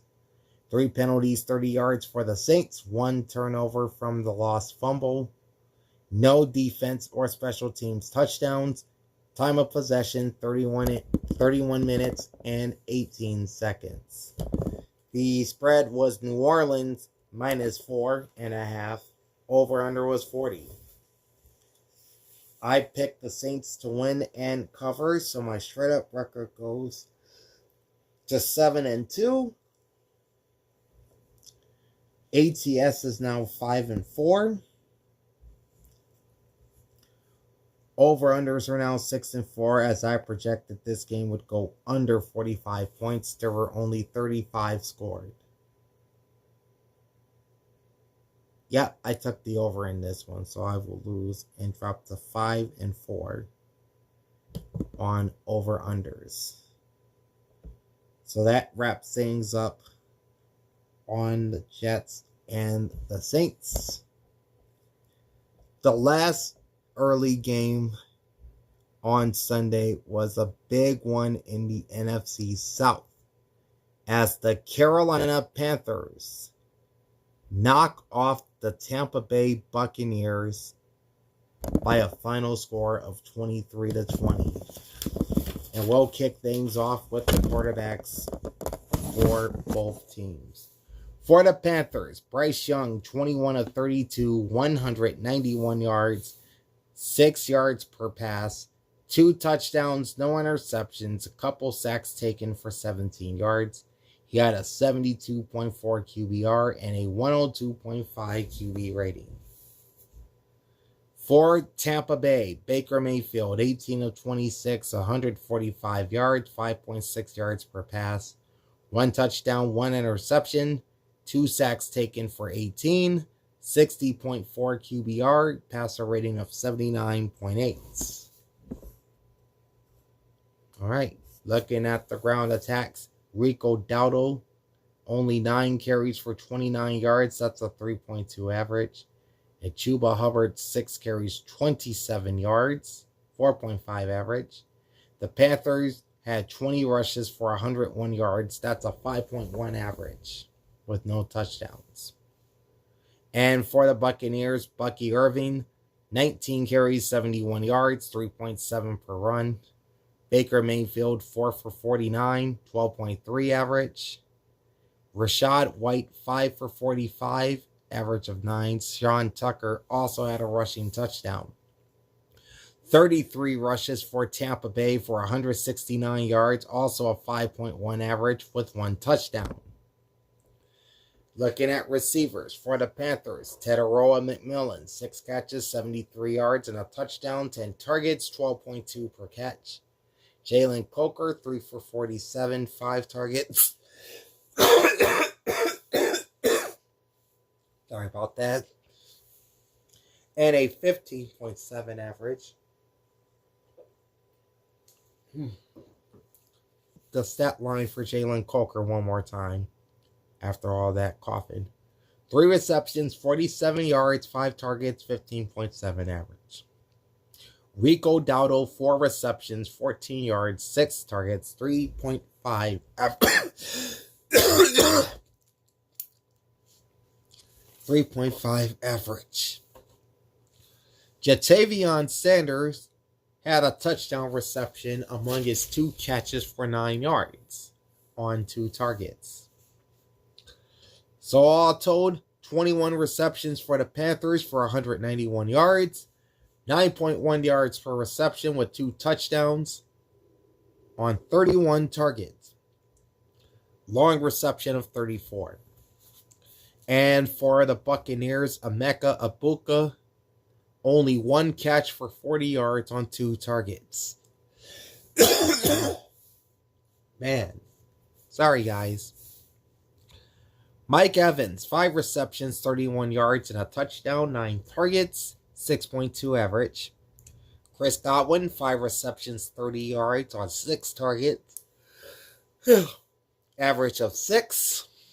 Cade Otton, Jalen McMillan, and Rachaad White each had 2 receptions for 15 yards and all averaged 7.5 yards per catch. 2 targets for both Cade Otton and Rachaad White. 3 targets for Jalen McMillan. All right, so that is 18 receptions for the Bucs for 145 yards, 8.1 per reception with 1 touchdown on 25 targets. Long reception of 40 yards. Okay, neither team had a fumble in this game, so we'll go straight to the defense. Nick Scott led the Panthers with 10 tackles. Christian Rosemoon had 8 tackles, 1 sack, 1 TFL, and a quarterback hit. Claudine Charlotte, 7 tackles. Trayvon Morig also with 7 tackles. Derek Brown, 5 tackles, a sack, tackle for loss, and a quarterback hit. Charles Smith-Wade, 5 tackles. Then Caleb Evans had 4 tackles. Nick Scorton also had 4 tackles, plus a tackle for loss. And for the Buccaneers, Levante David had 10 tackles, 1 sack, a TFL, and a quarterback hit. Savaka Nennis, 8 tackles, 1 sack, TFL, and 2 quarterback hits. Benjamin Morrison, 7 tackles and a TFL. Jacob Parrish with 5 tackles and 2 passes defensed. Jamil Dean, 4 tackles and a pass defensed. Logan Hall, 4 tackles and a quarterback hit. And Tyke Smith, 4 tackles, a pass defensed, and a quarterback hit. Panthers defense was 70 tackles, 2 sacks, 5 tackles for loss, 4 passes defense, and 2 quarterback hits. Tampa Bay had 55 tackles, 2 sacks, 4 tackles for loss, 5 passes defense, and 9 quarterback hits. Okay, the Panthers recorded the only interception. That was from Lathan Ransom for 5 yards. 5 kick returns for the Buccaneers for 137 yards, 27.4 average, long kick return of 44 yards. Cameron Johnson had 3 for 101, 33.7 average. Sean Tucker had the other 2 for 36 yards and an 18 average. Panthers had no kick returns. As for punt returns, only 1 for Cameron Jordan for 7 yards. 3 for Carolina's Trevor Etienne for 33 yards. That's an average of 11. Chase McLaughlin, 2 for 2 on field goals, long of 50, and 2 for 2 on extra points, giving them 8 points. Ryan Fitzgerald for the Panthers, 3 for 3 on field goals, long of 48, 2 for 2 on extra points. That gives him 11 points. Riley Dixon for the Buccaneers. 3 punts, 134 yards, 44.7 average, one inside the 20-yard line. Long punt of 47. And for the Panthers, Sam Martin, 3 punts rather, for 136 yards. That's 45.3 per punt. 2 inside the 20-yard line, and his long punt was 49 yards. All right, on to team numbers. The Buccaneers actually outgained the Panthers, so we'll start with them. They ran 61 plays for 296 yards, 9 total drives, and an average of 4.9 yards per play. 20 first downs, 9 passing, 8 rushing, and 3 via the penalty. They went 8 for 14 on third down. The Panthers ran 54 plays for 275 yards on 9 total drives. That's 5.1 yards per play. 16 first downs, 9 passing, 7 rushing, none via the penalty. They would go 6 for 12 on third down, and neither team had a fourth down. The Panthers had 174 yards passing, 21 completions, 32 attempts, 5.1 yards per pass, no interceptions, 2 sacks taken for 17 yards. 127 passing yards for the Buccaneers, 18 completions on 26 attempts, 4.5 yards per pass, 1 interception, and 2 sacks taken for 18 yards. Tampa Bay ran the ball 33 times for 169 yards. Carolina ran 20 times for 101, both averaging 5.1 yards per rush. The Buccaneers were 2 for 3 in the red zone. The Panthers were 1 for 2. 8 penalties, 56 yards for the Buccaneers, 1 turnover, which was the interception, with no defense or special teams touchdowns. Time of possession, 34 minutes and 36 seconds. Ooh, yum. Philly cheesesteak. Shout out. 5 penalties, 30 yards for the Panthers, with no turnovers, no defense or special teams touchdowns. Time of possession is 25 minutes and 24 seconds. The spread was Tampa Bay -3 and the over-under was 45. I picked Tampa to win and to cover, lost both picks. So I'm now 7-3 straight up and 5-5 ATS. Over-unders are 6-4 now after I took the under 45 in this game. There were only 43 points. All right, so those are the early games from Sunday. Now let's move on to the late afternoon games on Sunday. Starting off with the Atlanta Falcons defeating the Arizona Cardinals 26-19. The Falcons improved their record to 6-9, while the Cardinals fall to 3-12. We'll start with the quarterbacks first for the Falcons. Kirk Cousins, 21 of 35, 197 yards, 5.6 yards per pass, 2 touchdowns, 1 interception, 1 sack taken for 7 yards, 81.3 QBR, 82.7 passer rating. For the Cardinals, Jacoby Brissett, 16 of 31, 203 yards, 6.5 average, 1 touchdown, 1 interception, 2 sacks taken for 15 yards, 30.1 QBR, 69.7 passer rating. Rushing wise for the Falcons, Tyler Algier, 16 carries, 79 yards, 4.9 average. Bijan Robinson, 16 carries, 76 yards, 4.8 average. Kirk Cousins, 5 carries for -3 yards, but he did score a touchdown. So that's 37 rushes for the Falcons for 152 yards, 4.1 average, with the 1 touchdown from Cousins. For the Cardinals, Michael Carter, 11 carries, 65 yards, 5.9 average. Corey Kiner, 6 carries, 32 yards, 5.3 average. Emari DeMarcado, 5 carries, 30 yards, an average of 6. Jacoby Brissett ran once for 5. All told, that's 23 carries for the Arizona Cardinals for 132 yards, 5.7 average with no touchdowns. Looking at the Falcons receivers first, Bijan Robinson, 7 receptions, 92 yards, touchdown on 11 targets, 13.1 average. Kyle Pitts, 7 catches, 57 yards, and a touchdown on 9 targets. That's an 8.1 average. Drake London, 3 receptions, 27 yards, 8 targets, and an average of 9 in his return from injury. And Darnell Mooney, 2 receptions, 24 yards on 2 targets, averaging 12. Falcons receivers had 21 receptions for 197 yards at 9.4 yards per reception with 2 touchdowns on 34 targets. Long reception of 41 by Bijan Robinson. For the Cardinals, Elijah Higgins, 7 receptions, 91 yards, 8 targets, 13 average. Michael Wilson, 2 receptions, 52 yards, and a touchdown on 3 targets. That's an average of 26. Trey McBride, 4 for 27, 8 targets, 6.8 average. Xavier Weaver, 2 receptions, 19 yards, 13 was his longest reception. He had 2 targets and averaged 9.5. And Marvin Harrison Jr., also back from injury, had just 1 catch on 3 targets for 14 yards. So in total, 16 receptions for the Cardinals for 203.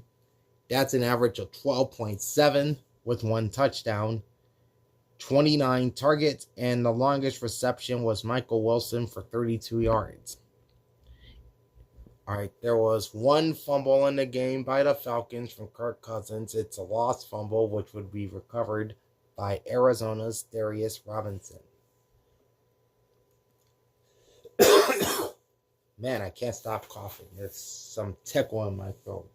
Hopefully, we can get rid of it.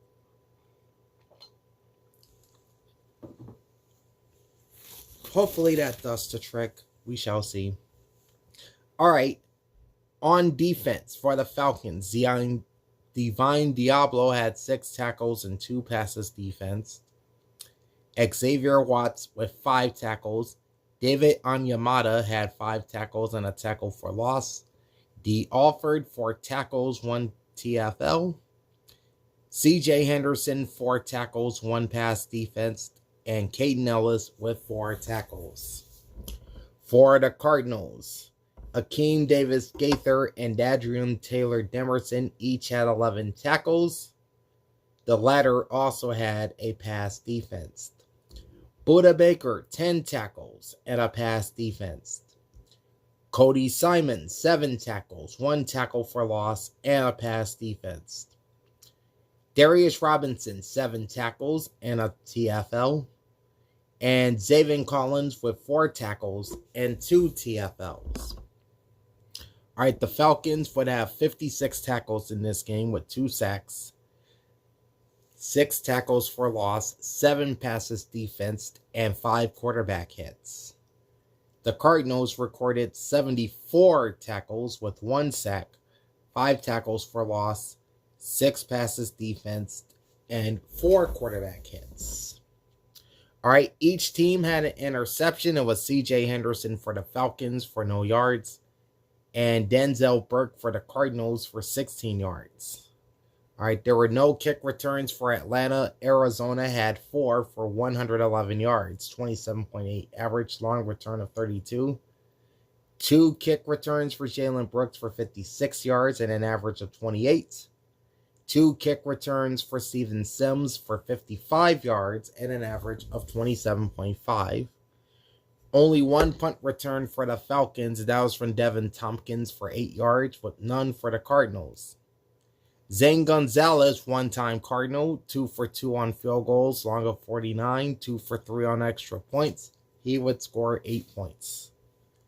Chad Ryland for the Cardinals, 4 for 6 on field goals, long of 51, 1 for 1 on extra points. He would score 13 points. All right, no punts for the Falcons. There was 1 punt for the Cardinals from Matt Hawk for 51 yards. All right, turning now to the team numbers.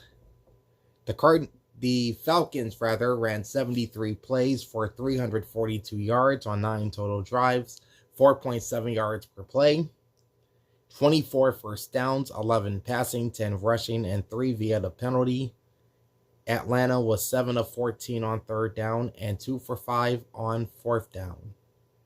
The Cardinals ran 56 plays for 320 yards on 9 total drives, averaging 5.7 per play. 16 first downs, 9 passing, 6 rushing, 1 via the penalty. Arizona was 7 of 13 on third down with no fourth downs. The Falcons had 190 passing yards, 21 completions on 35 attempts at 5.3 per pass, with 1 interception thrown and 1 sack taken for 7 yards. The Cardinals had 188 passing yards, 16 completions on 31 attempts, 5.7 yards per pass, 1 interception thrown, and 2 sacks taken for 15. All right, the Falcons with 37 rushes for 152 yards, 4.1 yards per rush. The Cardinals had 23 rushes for 132 at 5.7 per rush. Atlanta was a perfect 3 for 3 in the red zone, while Arizona was 0 for 2. 4 penalties, 20 yards for the Falcons, 2 turnovers, including 1 interception and a lost fumble. They had no defense or special teams touchdowns. Time of possession is 35 minutes and 34 seconds. 5 penalties for only 14 yards for the Cardinals. Their 1 turnover was the interception. They had no defense or special teams scores. And time of possession is 24 minutes and 26 seconds. All right. Spread was Atlanta minus 2.5, over under 48. I picked the Falcons to win and to cover. So my straight up record goes to 8-3. ATS record 6-5. Over unders will drop to 6-5 as I projected this game would go over 48 points. And there were only 45, so they nearly got to that number. So now over unders are 6-5.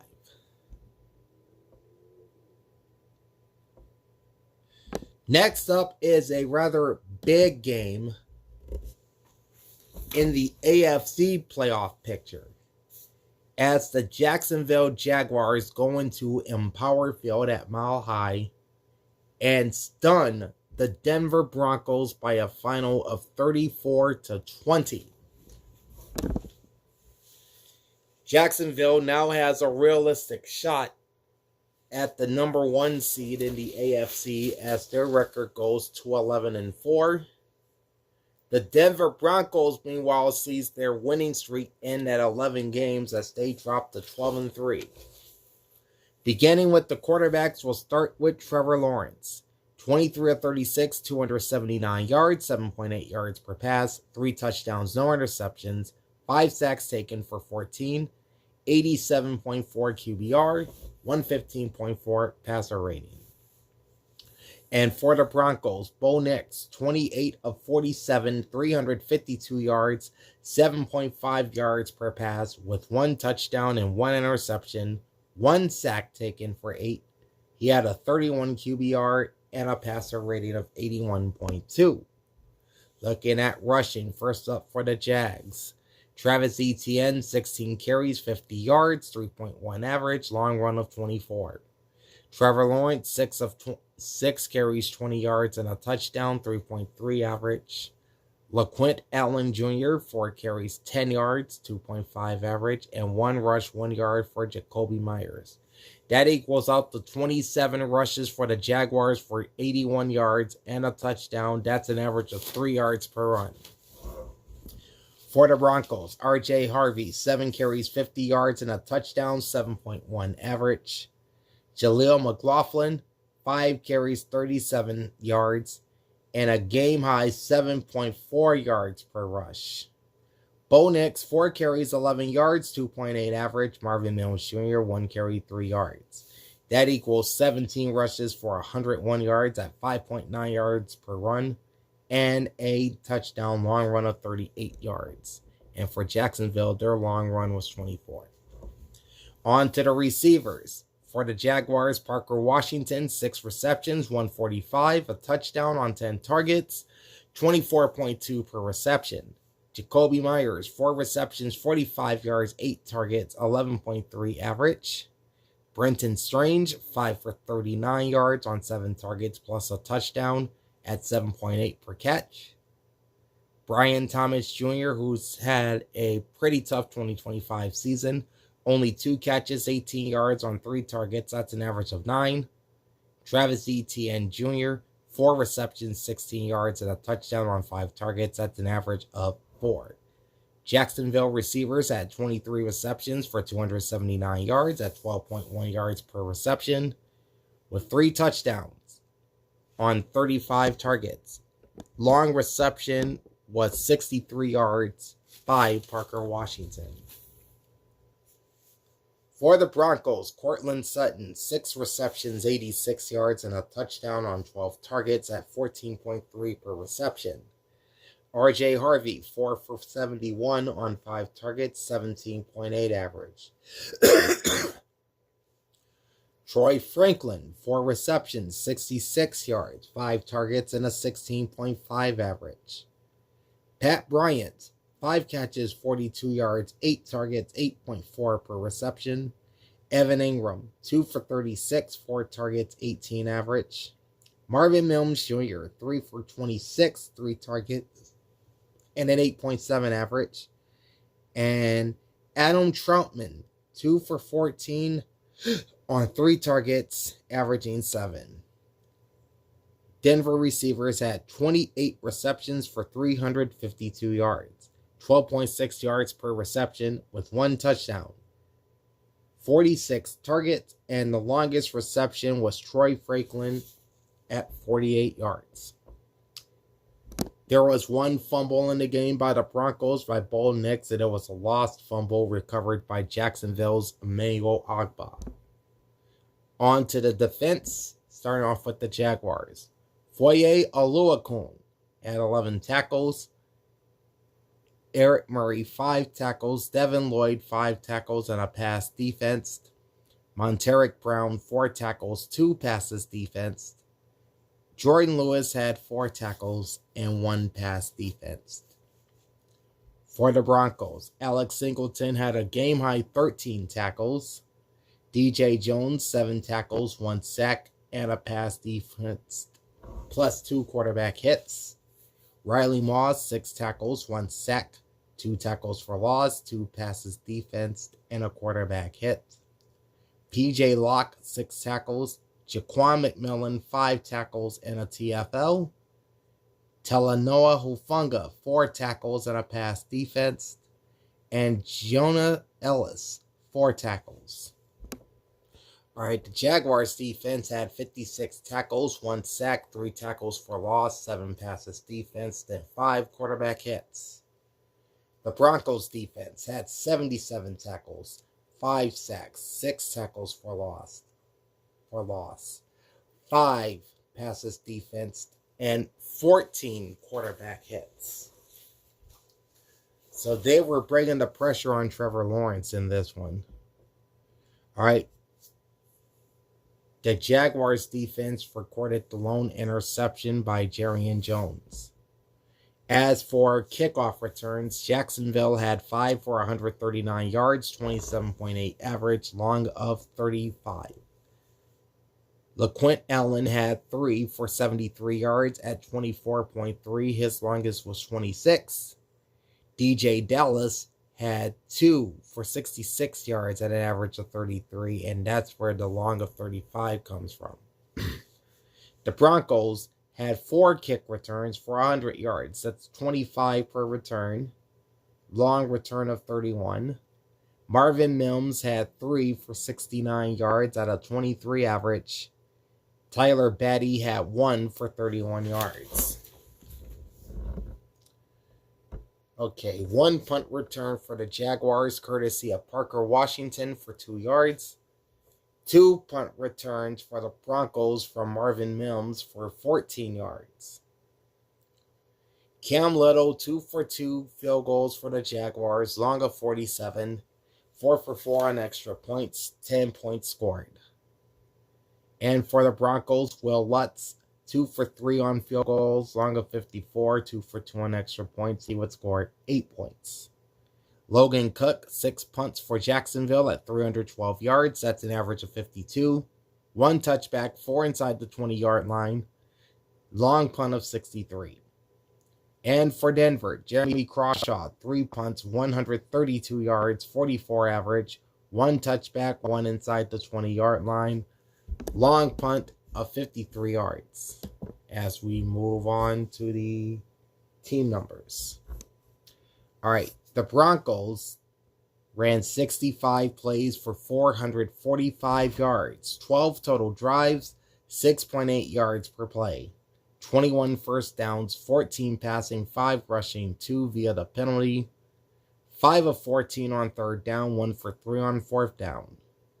The Jaguars ran 68 plays for 346 on 12 total drives, 5.1 yards per play, 22 first downs, 12 passing, 7 rushing, 3 via the penalty, 8 of 15 on third down with no fourth downs.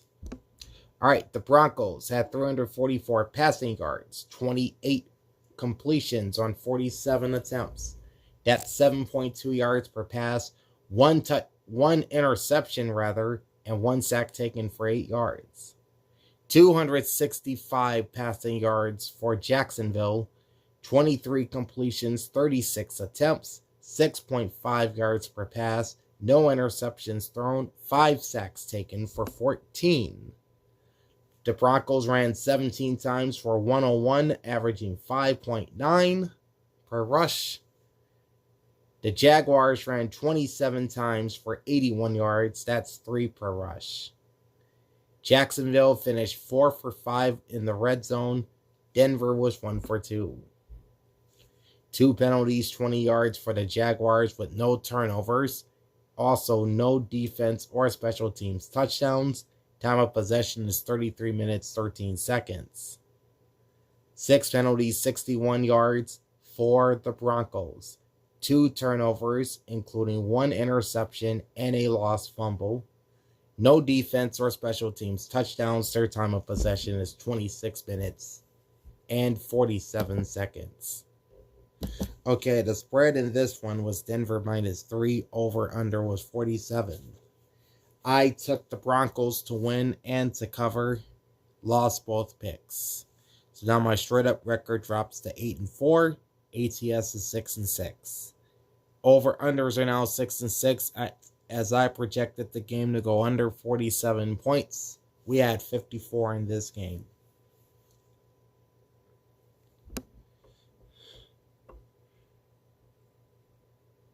Next up is my lock of the week. Unfortunately, they didn't play like it. But hey, a win's a win, right? The Houston Texans beat the Las Vegas Raiders in a game that was much closer than expected. 23-21 is your final score. 7 straight wins for the Texans moves them to 10-5. And the Raiders just lose, baby. They're now 2-13. We'll start off with the quarterbacks, beginning with C.J. Stroud. 23 of 35, 187 yards, 5.3 yards per pass, 1 touchdown, no interceptions, no sacks taken, 72 QBR, and only an 88.6 QB rating. For the Raiders, Geno Smith, 16 of 23, 201 yards, 8.7 yards per pass, 2 touchdowns, 1 interception. He would take 3 sacks for 31 yards, 75.9 QBR, passer rating of 107.3. On to the rushing attacks. First for the Texans.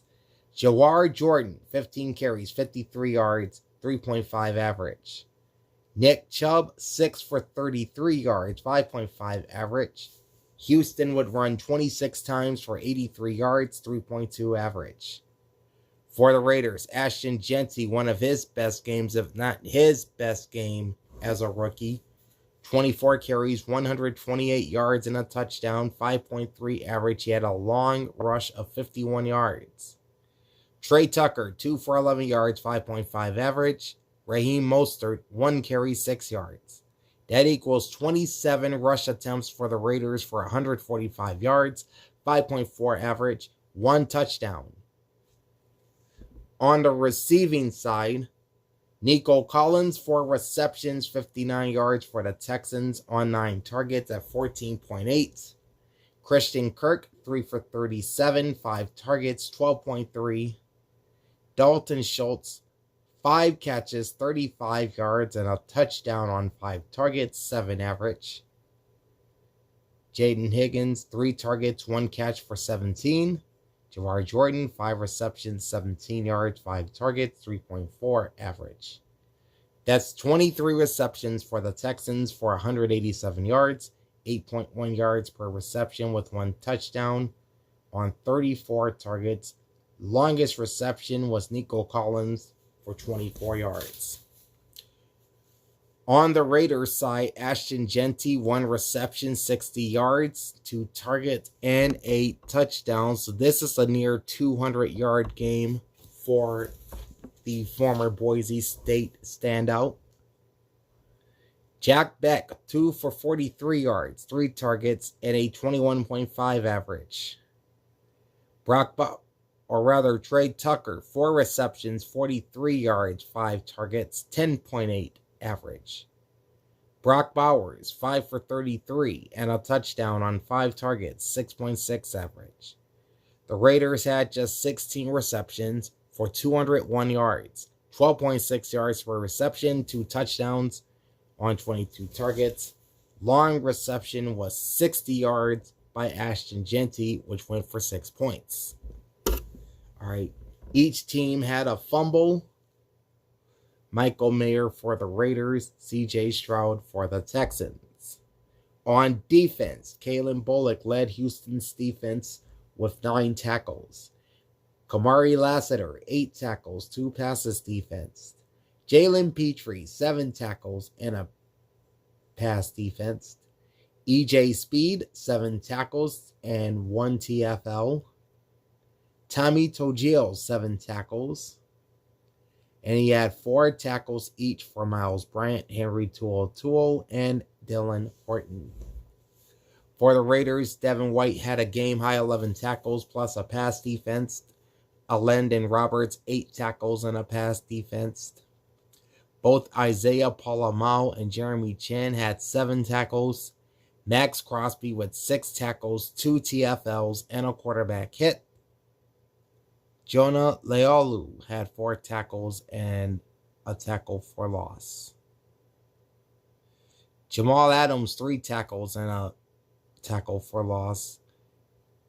Darian Porter, 3 tackles, and Eric Stokes, 3 tackles and a pass defense.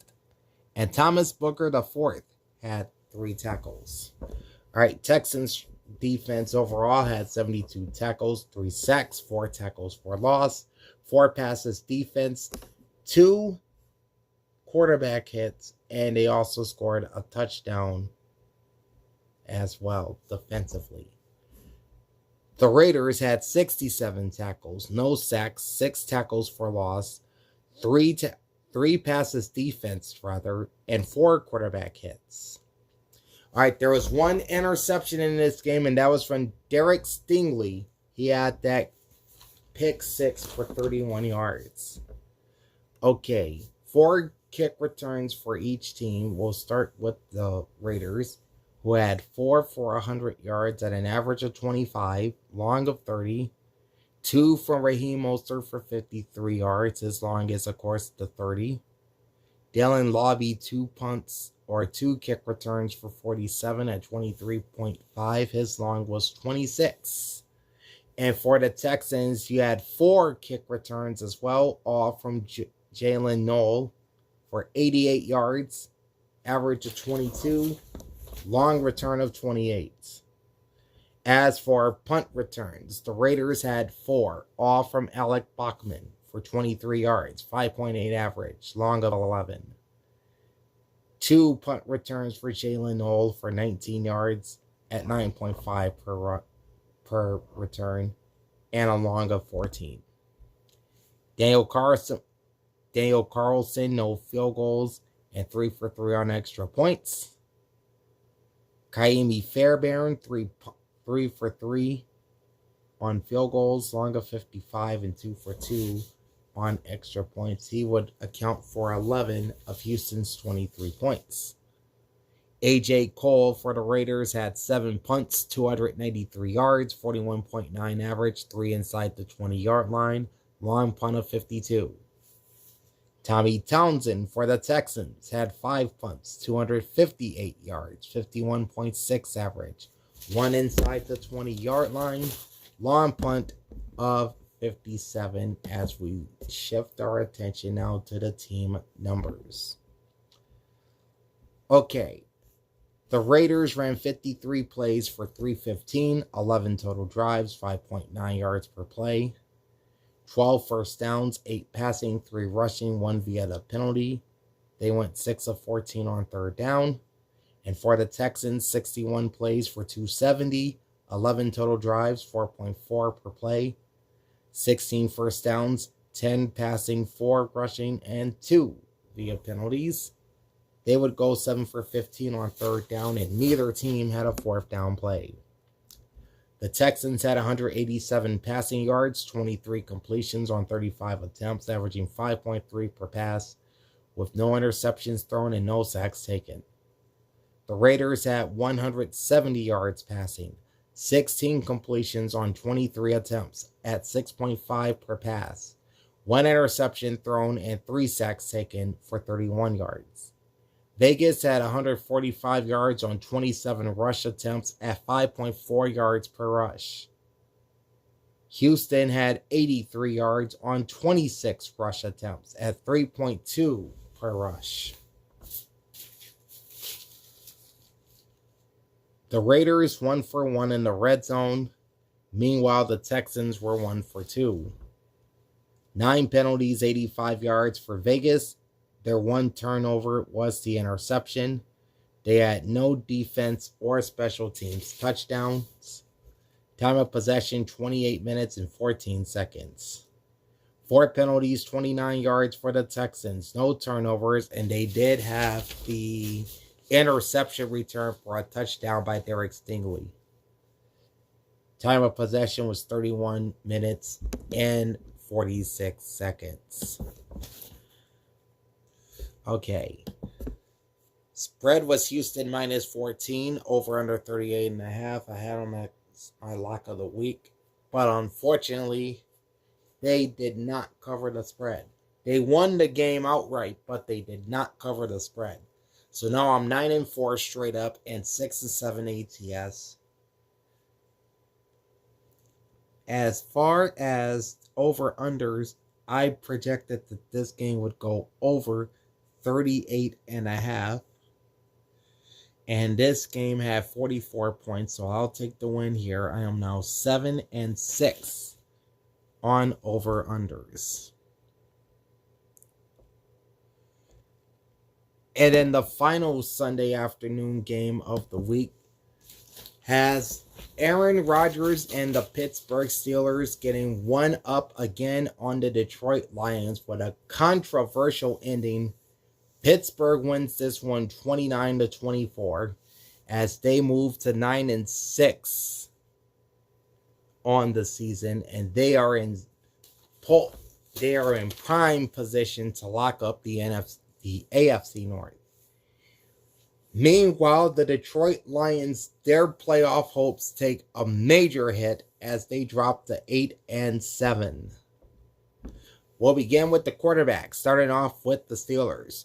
Aaron Rodgers, 27 of 41, 266 yards, 6.5 yards per pass, 1 touchdown, no interceptions, 2 sacks taken for 15.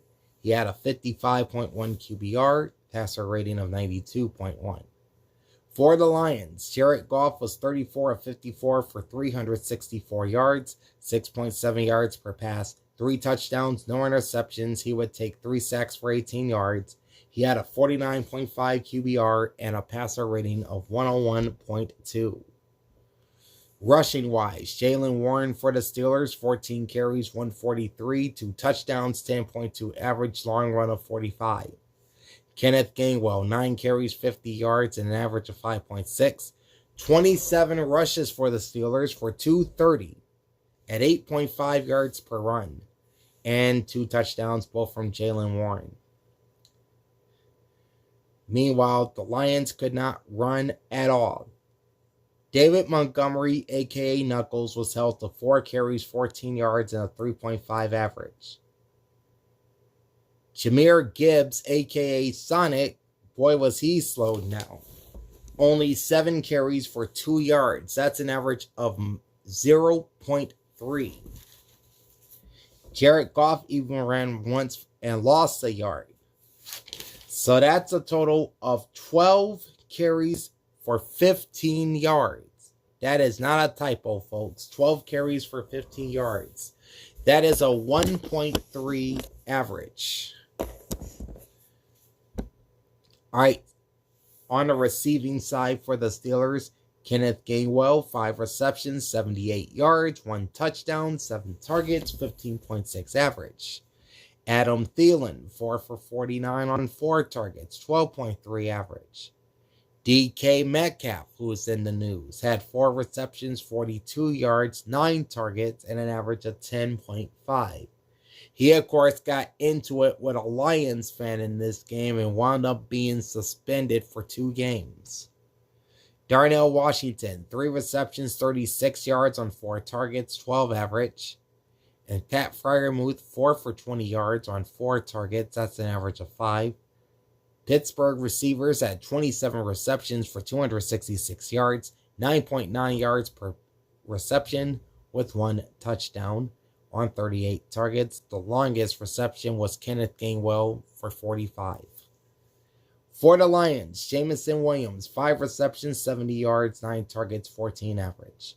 Jahmyr Gibbs, 10 for 66 and a touchdown on 13 targets, 6.6 average. Khalif Raymond, 4 receptions, 62 yards, and a touchdown on 5 targets. That's an average of 15.5. Amon-Ra St. Brown, 4 receptions, 54 yards, 9 targets, and a 13.5 average. Of course, he was called for offensive pass interference at the end of the game, which cost Detroit the victory. Isaac Tesla, 4 catches, 52 yards, and a touchdown on 7 targets. That's an average of 13. Anthony Frisker, 4 catches, 40 yards, 4 targets, 10 average. And Shane Zylstra, 3 catches, 20 yards on 5 targets, 6.7 average. That equals out to 34 receptions for 364 yards by Lions receivers. That's an average of 10.7 per catch with 3 touchdowns and 52 targets. The longest reception came from Khalif Raymond for 27 yards. Okay, there was 1 fumble on both sides. Darnell Washington with a lost fumble for the Steelers, which would be recovered by Jack Campbell. The Lions fumble came from Jahmyr Gibbs. All right, defensively for the Steelers, Kyle Duggar with 7 tackles, 1 sack, 1 TFL, and a quarterback hit. Patrick Queen with 7 tackles. Alex Highsmith with 6 tackles, 2 TFLs, and 2 quarterback hits. Joey Porter Jr., 6 tackles and 2 passes defense. Peyton Wilson, 5 tackles. And Jack Sawyer, 5 tackles with a tackle for loss and 2 quarterback hits. For the Lions, Jack Campbell had a game-high 16 tackles with 2 passes defense. DJ Reed, 8 tackles. Alex Anzalone, 8 tackles and a pass defense. Thomas Harper, 7 tackles, 1 TFL, and a pass defense. 4 tackles for Derek Barnes and Avonte Maddox. Rocky Ya-Sin had 4 tackles and a pass defense. And Amit Robertson also had 4 tackles. Steelers defense, 66 tackles, 3 sacks, 7 tackles for loss, 6 passes defense, and 9 quarterback hits. The Lions had 74 tackles, 2 sacks, 4 tackles for loss, 5 passes defense, and 3 quarterback hits. No interceptions by either team. All right, the Steelers had 4 kick returns for 99 yards, 24.8 average. Jalen Warren 2 for 50 and an average of 25, long of 27. Kenneth Gainwell 2 for 49, average of 24.5, long of 29. And for the Lions, they had 5 kick returns for 134, 26.8 average. Tom Kennedy had 3 of them for 77 yards, 25.7 average, long of 30. Jacob Sailors, 2 for 57 yards, 28.5 average, long of 31. As for punt returns, 1 for the Steelers from Calvin Austin for 9 yards, 3 from the Lions and Khalif Raymond for 16. Chris Boswell, 2 for 3 on field goals, long of 59, 3 for 3 on extra points. He would score 9 points. For Detroit, Jake Bates, 1 for 1 on field goals, long of 36, 3 for 3 on extra points, 6 points scored by him. As for punting, Corliss Waitman for the Steelers, 3 punts, 150 yards. That's an average of 50 with 1 inside the 20-yard line, long punt of 54. Jack Fox, 3 punts, 159 yards, 53 average, and a long of 54 as well. As we move on over to the team numbers. All right, the Steelers ran 70 plays for 481 yards, 10 total drives, 6.9 yards per play, 23 first downs, 14 passing, 8 rushing, 1 via the penalty. Pittsburgh was 8 of 16 on third down, 2 for 2 on fourth down. The Lions ran 69 plays for 361, 11 total drives, and an average of 5.2. They also had 23 first downs, 19 passing, 2 rushing, and 2 via the penalty. Detroit would go 6 for 15 on third down, 1 for 2 on fourth down. The Lions had 346 passing yards, 34 completions on 54 attempts, 6.1 yards per pass, no interceptions thrown, 3 sacks taken for 18. 251 passing yards for the Steelers, 27 completions on 41 attempts, 5.8 yards per pass, no interceptions thrown, 2 sacks taken for 15. All right. Pittsburgh ran 27 times for 230 yards at 8.5 yards per rush. In contrast, the Lions ran 12 times for 15 yards. That's 1.3 yards per rush. The Steelers finished 0 for 3 in the red zone, while the Lions were 1 for 4. 8 penalties, 89 yards for the Steelers, 1 turnover off of a lost fumble with no defense or special teams touchdowns. Time of possession was 34 minutes and 6 seconds. 7 penalties, 40 yards for the Lions with no turnovers, no defense or special team scores. 25 minutes, 54 seconds is their time of possession.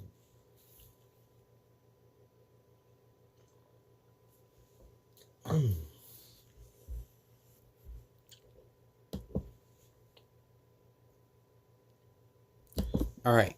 Spread was Detroit -7, and the over-under was 52. I projected the Lions would win this game in a blowout and easily cover the spread. But that's the 2025 NFL season for you.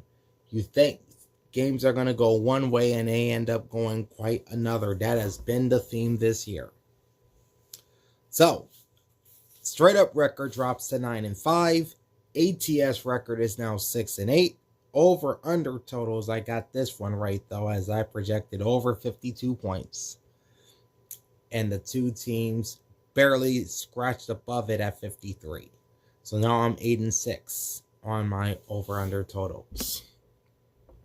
Okay, we're on to another big game in the AFC playoff picture on Sunday Night Football, as the New England Patriots came back and defeat the Baltimore Ravens 28-24.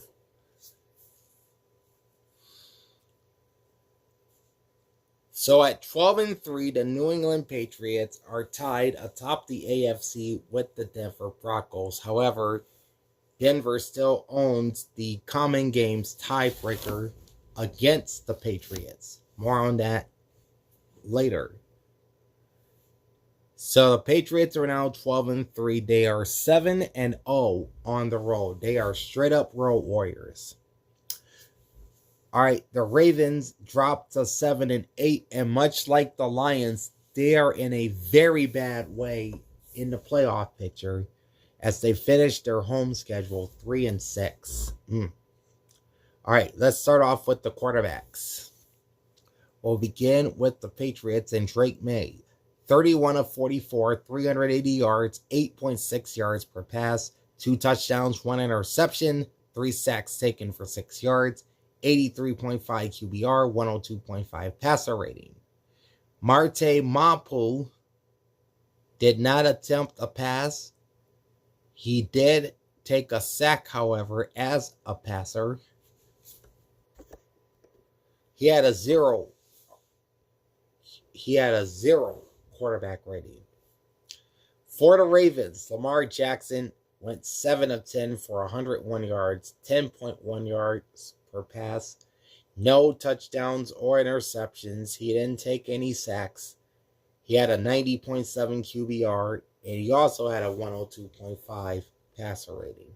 He would leave this game with a back injury and would not return, and his status is up in the air for the last 2 games, especially this Saturday against the Packers. Tyler Snoop Huntley would come in, finish 9 of 10 for 65 yards, 6.5 yards per pass, no touchdowns or interceptions. He took 1 sack for 7 yards, finished with a 34.5 QBR and a 93.8 passer rating. So Jackson and Huntley combined went 16 of 20 for 159, 8.3 yards per pass, no touchdowns, no interceptions, 1 sack taken for 7 yards by Huntley. Collective passer rating is 101.2. Looking at rushing for the Patriots, Ramondre Stevenson, 8 carries, 51 yards, 1 touchdown, 6.4 average. Drake May, 10 for 25 yards, 2.5 average. Travion Henderson, who also got injured in this game, had 5 carries for only 3 yards. That's 23 total carries for the Patriots for 79 yards, 3.4 average, and 1 touchdown. Long run of 21 yards by Ramondre Stevenson. For the Ravens, Derrick Henry, 18 carries, 128, 2 touchdowns, 7.1 average.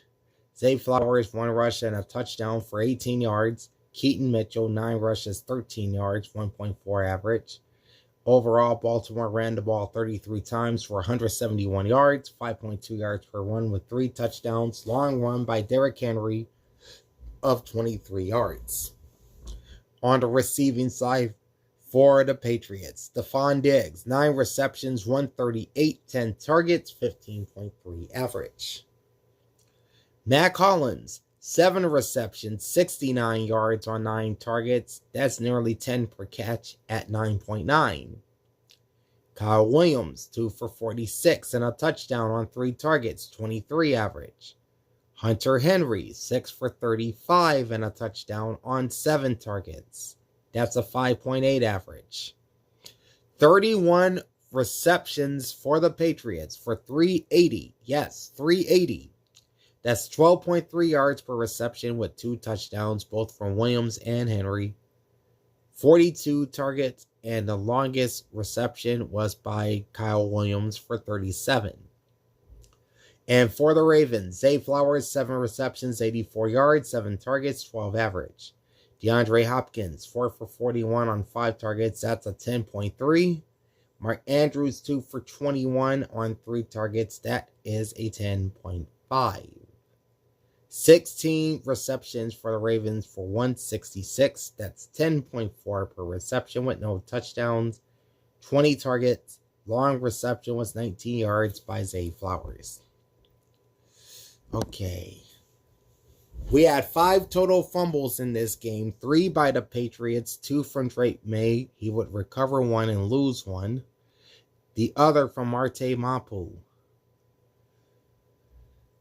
The Ravens had the other 2 fumbles, one lost fumble from Derrick Henry and another from Zay Flowers. And, of course, the Flowers fumble sealed Baltimore's fate.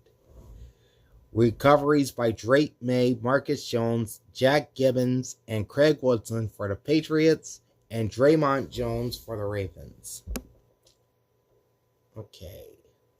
Looking at the Patriots defense, Jack Gibbons had 10 tackles, 1 tackle for loss, and a quarterback hit. Carlton Davis, 8 tackles and a tackle for loss. Christian Gonzalez, 7 tackles and a pass defense. Jalen Hawkins, 7 tackles and a quarterback hit. Christian Ellis, 5 tackles and 4 tackles each from Craig Wilson, Jelani Tavai, and Corey Durden. For the Ravens, Roquan Smith had 10 tackles. Alohi Gilman, 8 tackles and a pass defense. Trenton Simpson, 7 tackles, 1 sack, 2 tackles for loss. Marlon Humphrey, 6 tackles, 2 passes defense. Kyle Hamilton, 5 tackles, 1 TFL, and a pass defense. And Nate Wiggins with 4 tackles and 2 passes defense. All right, Patriots defense had 64 tackles, 1 sack, 4 tackles for loss, 1 pass defense, and 5 quarterback hits. The Ravens had 58 tackles, 4 sacks, 5 tackles for loss, 7 passes defense, and 10 quarterback hits. Draymond Jones, Ardarius Washington, and Tavius Robinson each had 2 quarterback hits for Baltimore. All right, Marlon Humphrey had the lone interception for the Ravens. 3 kick returns for the Patriots from Kyle Williams for 89 yards. That's an average of 29.7 and a long of 36. 2 punt returns for the Ravens for 49 yards at an average of 24.5.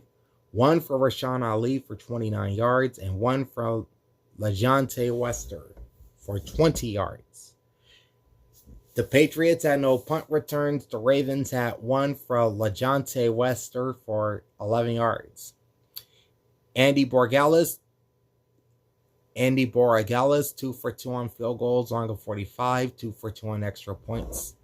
He would score 8. Tyler Loop, 1 for 2 on field goals, long of 36, 3 for 3 on extra points. He would end up with 6 points. As for punting, Bryce Behringer, just 1 punt for 49 yards. Jordan Stout had 2 punts for the Ravens for 84. That's an average of 42. 1 inside the 20-yard line. Long punt of 45 yards. Okay, on to the team numbers. The Patriots ran 71 plays for 453, 10 total drives, 6.4 yards per play, 24 first downs, 17 passing, 6 rushing, and 1 via the penalty. They went 4 for 12 on 3rd down and 2 for 3 on 4th down. The Ravens ran 54 plays for 330, 10 total drives, 6.1 yards per play, 18 first downs, 9 passing, 8 rushing, 1 via the penalty. They would go 7 of 11 on 3rd down with no 4th downs. All right, the Patriots, 374 passing yards, 31 completions on 44 attempts, averaging 7.8 per pass, with 1 interception and 4 sacks taken for 6 yards. 159 yards for the Ravens, 16 completions on 20 attempts. That's 7.6 yards per pass, no interceptions thrown, and just the 1 sack for 7 yards. Baltimore had 171 rushing yards on 33 attempts at 5.2 yards per rush. New England 79 yards on 23 rush attempts at 3.4 yards per rush. New England was 1 for 3 in the red zone. Baltimore was 2 for 3. 5 penalties, 50 yards for the Patriots. 2 turnovers in the game, 1 fumble lost, and 1 interception thrown. They had no defense or special teams touchdowns. Time of possession is 31 minutes, 49 seconds.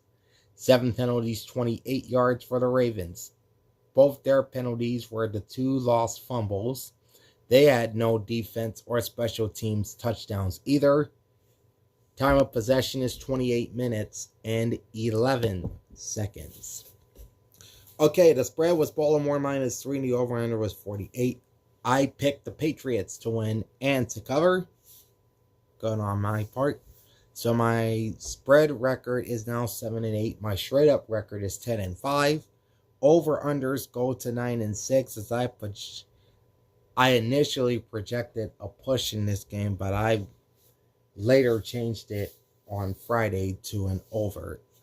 I think I had 31-21 Patriots. So I ended up winning that one. So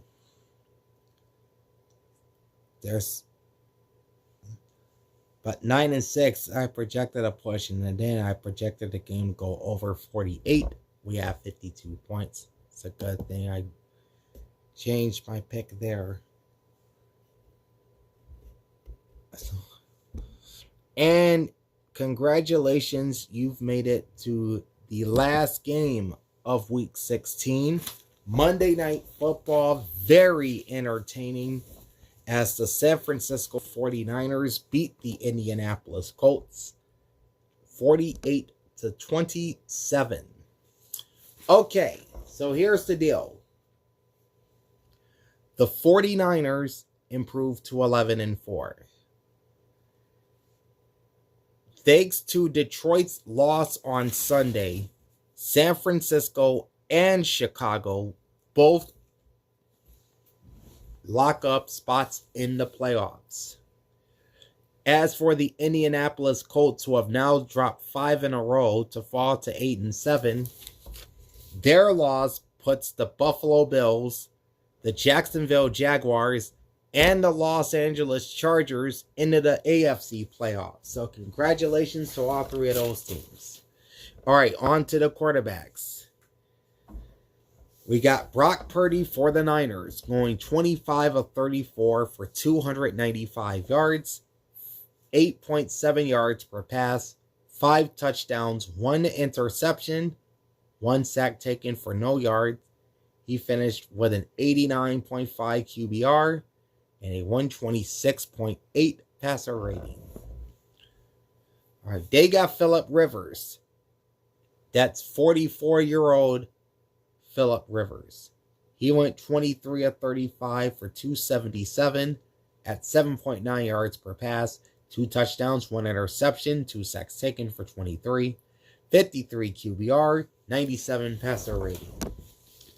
Riley Leonard attempted a pass, had a 2.3 QBR and a 39.6 passer rating. So collectively, that's 23 of 36 for 254, 7.7 per pass, 2 touchdowns, 1 interception. Both sacks taken by Phillip Rivers for 23 yards. Collective passer rating of 94.3. Rushing wise, Christian McCaffrey, 21 carries, 117, 5.6 yards per rush. Brian Robinson, 5 carries, 20 yards, and an average of 4. That's 31 rushes for the 49ers for 145. 4.7 per rush with no touchdowns. Long rush from Christian McCaffrey of 24 yards. For the Colts, Jonathan Taylor, only 16 carries, 46 yards. He did score a touchdown and averaged just 2.9 per rush. So as a team, they ran 20 times for 58 yards, 2.9 average with 1 touchdown. Long run from Jonathan Taylor at 7 yards. On the receiving side for San Francisco, George Kittle, 7 receptions, 115 and a touchdown on 8 targets, 16.4 per catch. He did get injured in this game. Hopefully he'll be ready to go Sunday night when they face the Bears. Juwan Jennings, 5 catches, 71 yards, 1 touchdown on 6 targets, 14.2. Christian McCaffrey, 6 receptions, 29 yards, 2 touchdowns on 8 targets at 4.8 per catch. Kendrick Bourne, 3 for 27 on 5 targets, 9 average. And Demarcus Robinson, 2 for 23 yards and a touchdown on 2 targets, that's 11.5. San Francisco had 25 receptions for 295 yards, that's 11.8 yards per reception, with 5 touchdowns from 4 different receivers. 33 targets in the game. Longest reception was George Kittle, 26 yards. For the Colts, Alec Pierce, 4 for 86 yards, 2 touchdowns, 4 targets, 21.5 average. Josh Downs, 5 for 65 on 9 targets, 13 average. Jonathan Taylor, 3 receptions, 33 yards, 3 targets, average of 11. Michael Pittman, 4 catches, 32 yards, 5 targets, average of 8. Tyler Warren, 3 for 30 on 9 targets, 10 average. Mo Alie-Cox, 2 for 16 yards, 2 targets, and an average of 8. All told, 23 receptions for the Indianapolis Colts for 277 yards. That's 12 yards per reception. 2 touchdowns, both from Alec Pierce, on 36 targets. Long reception was also Alec Pierce of 33 yards. Okay, 2 fumbles for the Colts. A lost fumble by Amir Abdullah and 1 from Phillip Rivers. And the 1 49er fumble came from Brock Purdy. Recoveries from Luke Farrell and Jake Tonges for San Francisco. And Danny Pinter for Indianapolis. On the Niners defense, Jair Brown had 9 tackles and a TFL. Tatum Bethune, 9 tackles and a pass defense. Malik Mustafa, 8 tackles and a quarterback hit. Derek Luter Jr., 6 tackles and a pass defense. Upton Stout, 6 tackles and 2 passes defense. And he had Diamador Lenore with 3 tackles, Keon White with 3 tackles and a QB hit, D. Winters with 3 tackles, 2 passes defense, and he also scored on a game-sealing pick 6. Sam Okoye,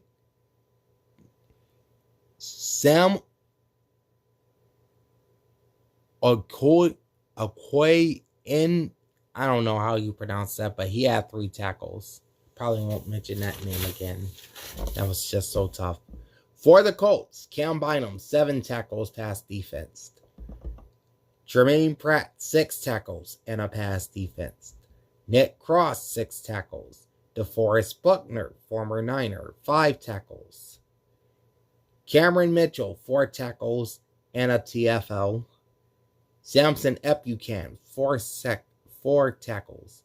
Zaire Franklin, 4 tackles and a pass defense. And Leatu Latu, 3 tackles, a sack, a TFL, and a quarterback hit. Niners defense with 67 tackles, 2 sacks, 3 tackles for loss, 7 passes defense, 4 quarterback hits, and they did get a defensive touchdown. More on that shortly. The Colts had 66 tackles, 1 sack, 3 tackles for loss, 5 passes defense, and 1 quarterback hit, courtesy of Latu. Alright, so this is where the defensive touchdown came. It came from a Niner interception by D. Winters for 74 yards.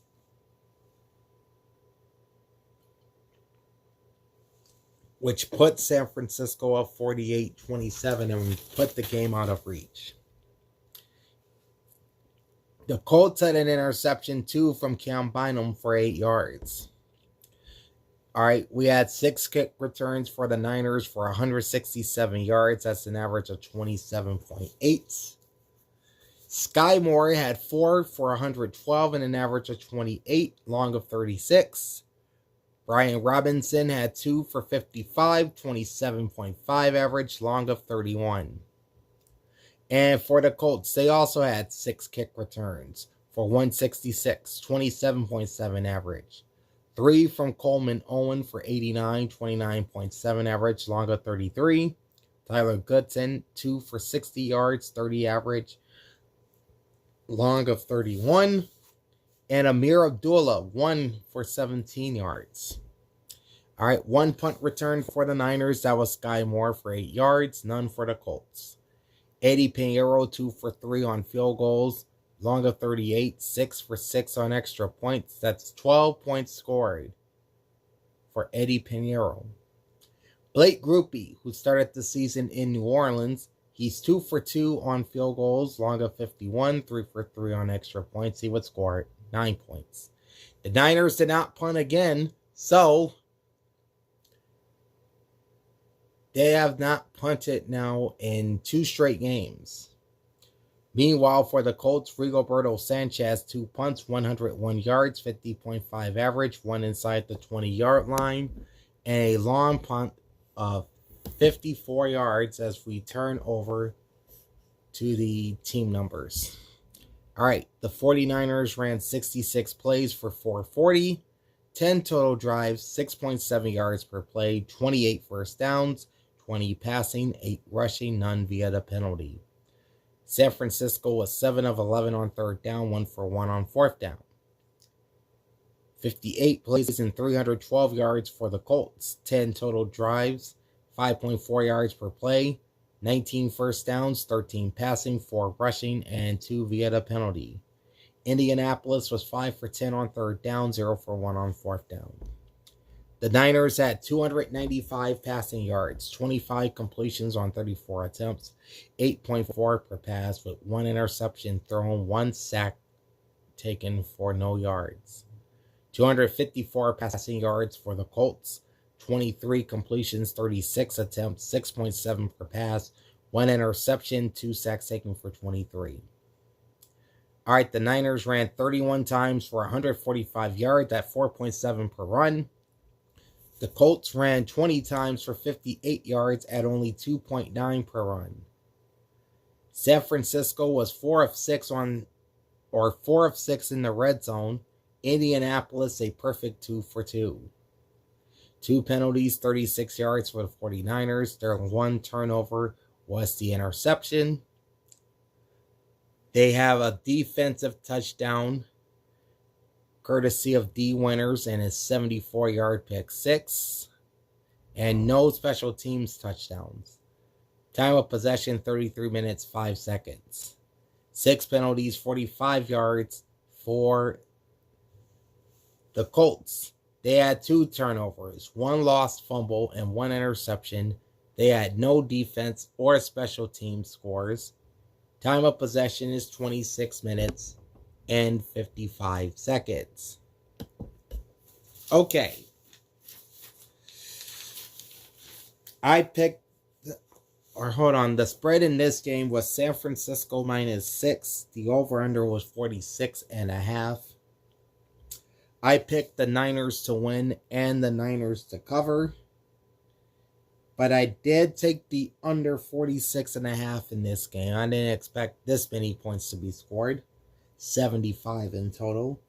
So for the week, my straight up record ends up being 11-5. My ATS record evens out at 8-8. And on over-under totals, I will take a 9-7 record any day of the week. And through 16 weeks, my straight-up record is now 152, 87, and 1. I'm about 63-64% on straight-up picks, which is very, very low for me. ATS numbers are 112, 124, and 4. That's a 475 winning percentage. And on over-under totals, I improved to 123, 113, and 4, which is a 521 winning percentage. Okay, we'll take a look at the playoff race in the NFL coming up. But first, it's time to jump into my Week 17 power rankings, and I'll zoom through these really fast, because this video is almost 3 hours long. Okay, so Numbers 32 and 31 are still the same. It's the Las Vegas Raiders at 32 and the New York Giants at 31, both with 2-13 records. And these two teams will be playing in Sin City on Sunday afternoon. Slipping to number 30, the New York Jets with a record of 3-12. They'll host the Patriots. Number 29, also slipping down, are the Cleveland Browns at 3-12. They'll host the Steelers. Up to number 28, the Tennessee Titans with a record of 3-12. They will host the New Orleans Saints. At number 27, the Arizona Cardinals with a record of 3-12. They visit the Bengals this week. Dropping to number 26 are the Washington Commanders at 4-11. They will play on Christmas against the Dallas Cowboys. Up to number 25 are the New Orleans Saints with a record of 5-10. They will face the Titans in Nashville on Sunday. Down to number 24 are the injury-riddled Kansas City Chiefs at 6-9 as they prepare to host the first-place Broncos on Christmas night. Moving up to number 23, the Cincinnati Bengals at 5-10 as they prepare to host the Cardinals. Number 22 are the Dallas Cowboys at 6-8-1. And number 21 are the Minnesota Vikings at 7-8. All right, both teams are playing on Christmas. The Cowboys are in Washington. The Vikings will host the Lions. At number 20 with a record of 8-7 are the Carolina Panthers. Big game coming up with the Seahawks. At number 19, the Atlanta Falcons with a record of 6-9. They'll host Monday Night Football against the LA Rams. Staying at number 18, the Miami Dolphins at 6-9. They'll host Tampa. Number 17, you got the Indianapolis Colts at 8-7. They'll host the Jacksonville Jaguars, who can wrap up the South this week. Number 16, and hanging on by a thread in the NFC playoff picture, are the Detroit Lions at 8-7. They visit the Vikings on Christmas. Number 15 are the Tampa Bay Buccaneers at 7-8, visiting the Dolphins down on South Beach. Number 14 are the Baltimore Ravens, also 7-8. Big game Saturday night against the Packers in Green Bay. Moving up to number 13, my biggest jump of the week, the Pittsburgh Steelers at 9-6, visiting the Browns. At number 12, the Green Bay Packers at 9-5-1, hosting the Baltimore Ravens on Saturday. Then at number 11 is the Philadelphia Eagles at 10-5. Big game against Josh Allen and the Bills on Sunday. The Jacksonville Jaguars move into the top 10 with a record of 11-4, visiting Naptown to play the Colts. The Chicago Bears inch up a spot to number 9 with a record of 11-4. They visit the 49ers on Sunday Night Football. At number 8, the Los Angeles Chargers with a record of 11-4. They'll host the Texans on Saturday afternoon. At number 7, the San Francisco 49ers with a record of 11-4. They'll host the Bears on Sunday night. Then at number 6, dropping a couple spots, are the Los Angeles Rams at 11-4. They visit Atlanta on Monday night. Moving up to number 5 with a record of 10-5 are the Houston Texans as they prepare to face Justin Herbert and the Chargers on Saturday. At number 4, the Seattle Seahawks at 12-3, visiting Charlotte to play the Carolina Panthers.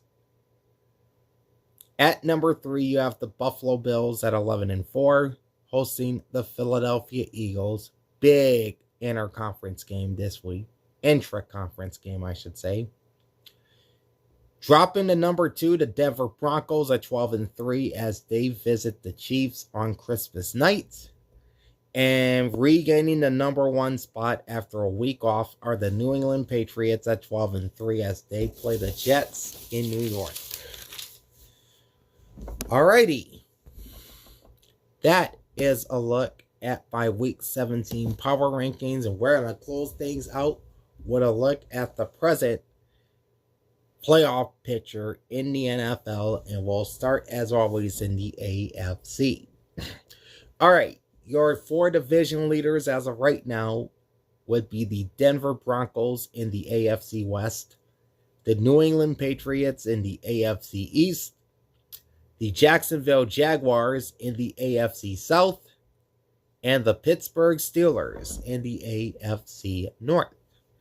All right, starting at the top with the Denver Broncos, record of 12-3, 3-1 versus the West, 7-3 in the AFC, 413 strength of schedule, 350 strength of victory. Denver wins the tiebreaker over New England based on best win percentage in common games. This pushes the Patriots to number 2. They are also 12-3, 3-1 versus the East, 7-3 in the AFC. 391 strength of schedule, 367 strength of victory. And at number 3 are the Jacksonville Jaguars with a record of 11-4. 3-1 versus the South, 8-2 in the AFC. Come on, get off of there. 511 strength of schedule, 467 strength of victory. Denver, New England, and Jacksonville have all clinched playoff spots. At number 4, and not in just yet, are the Pittsburgh Steelers at 9-6. 3-1 record versus the North, 7-3 in the AFC. 527 strength of schedule, 437 strength of victory. As of now, your 3 wildcard spots would be the Chargers, Bills, and Texans, beginning at number 5 with the Los Angeles Chargers at 11-4. They're headed to the playoffs. 5-0 record versus the West, 8-2 in the AFC, 420 strength of schedule, 421 strength of victory. LA wins the tiebreaker over Buffalo based on best win percentage in conference games, pushing the Bills down to number 6. Buffalo is also 11-4 and headed to the playoffs as well. 3-2 record versus the East, 8-3 in the AFC, 467 strength of schedule, 430 strength of victory. The last playoff spot presently belongs to the Houston Texans, the 7th seed at 10-5. 4-1 record versus the South, 8-2 in the AFC, 524 strength of schedule, 433 strength of victory. Fighting for their playoff lives at number 8 are the Indianapolis Colts at 8-7. 2-2 record versus the South, 6-4 in the AFC. 516 strength of schedule, 383 strength of victory. And also hanging on by a thread at number 9 are the Baltimore Ravens at 7-8. 3-2 record versus the North, 5-6 in the AFC. 489 strength of schedule, 362 strength of victory.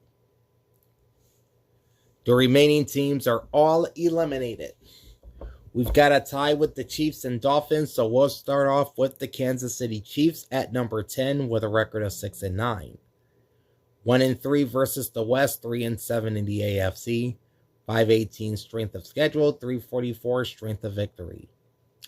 Kansas City wins the tiebreaker over Miami based on best win percentage in conference games. This pushes the Dolphins down to number 11, also at 6-9. 3-2 record versus the East, 3-8 in the AFC. 471 strength of schedule, 356 strength of victory. At number 12 are the Cincinnati Bengals with a record of 5-10. 3-2 versus the North, 5-6 in the AFC. 558 strength of schedule, 480 strength of victory. 3-way tie with the Jets, Titans, and Browns. Will start off with the New York Jets at number 13 with a record of 3-12. 0-4 versus the East, 2-8 in the AFC. 509 strength of schedule, 311 strength of victory. New York wins the tiebreaker over Tennessee based on best win percentage in conference games. Meanwhile, New York also wins the tiebreaker over Cleveland based on head-to-head sweep. So, the Tennessee Titans are now number 14 with a record of 3-12. 0-5 versus the South, 2-9 in the AFC. 578 strength of schedule, 267 strength of victory. Tennessee owns the tiebreaker over Cleveland based on head-to-head win percentage, dropping the Browns down to number 15. Cleveland is also 3-12. 0-4 versus the North, 2-8 in the AFC.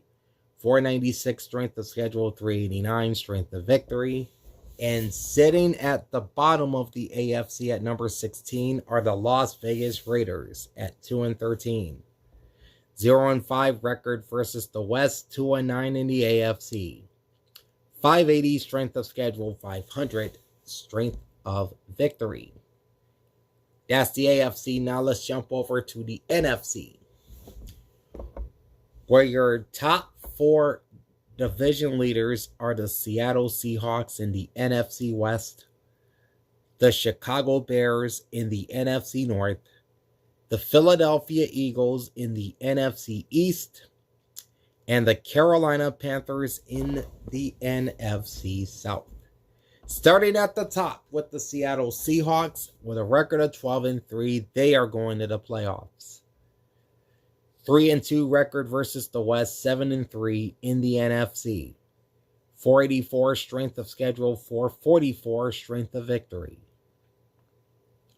At number 2 are the playoff-bound Chicago Bears with a record of 11-4.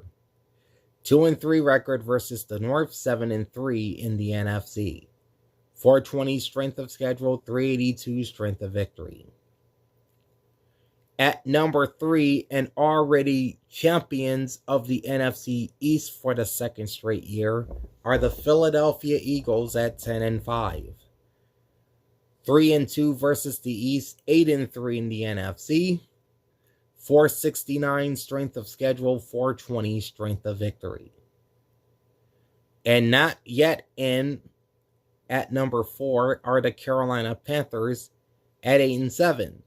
3-2 versus the South, 6-4 in the NFC. 502 strength of schedule, 458 strength of victory. Okay, your 3 wild cards in the NFC would be the 49ers, Rams, and Packers. Starting off at number 5 with the San Francisco 49ers, clinching a playoff spot with a record of 11-4. 4-1 record versus the West, 8-2 in the NFC.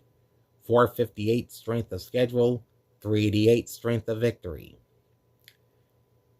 San Francisco wins the tiebreaker over Los Angeles based on best win percentage in division games, dropping the Rams to number 6, also at 11-4.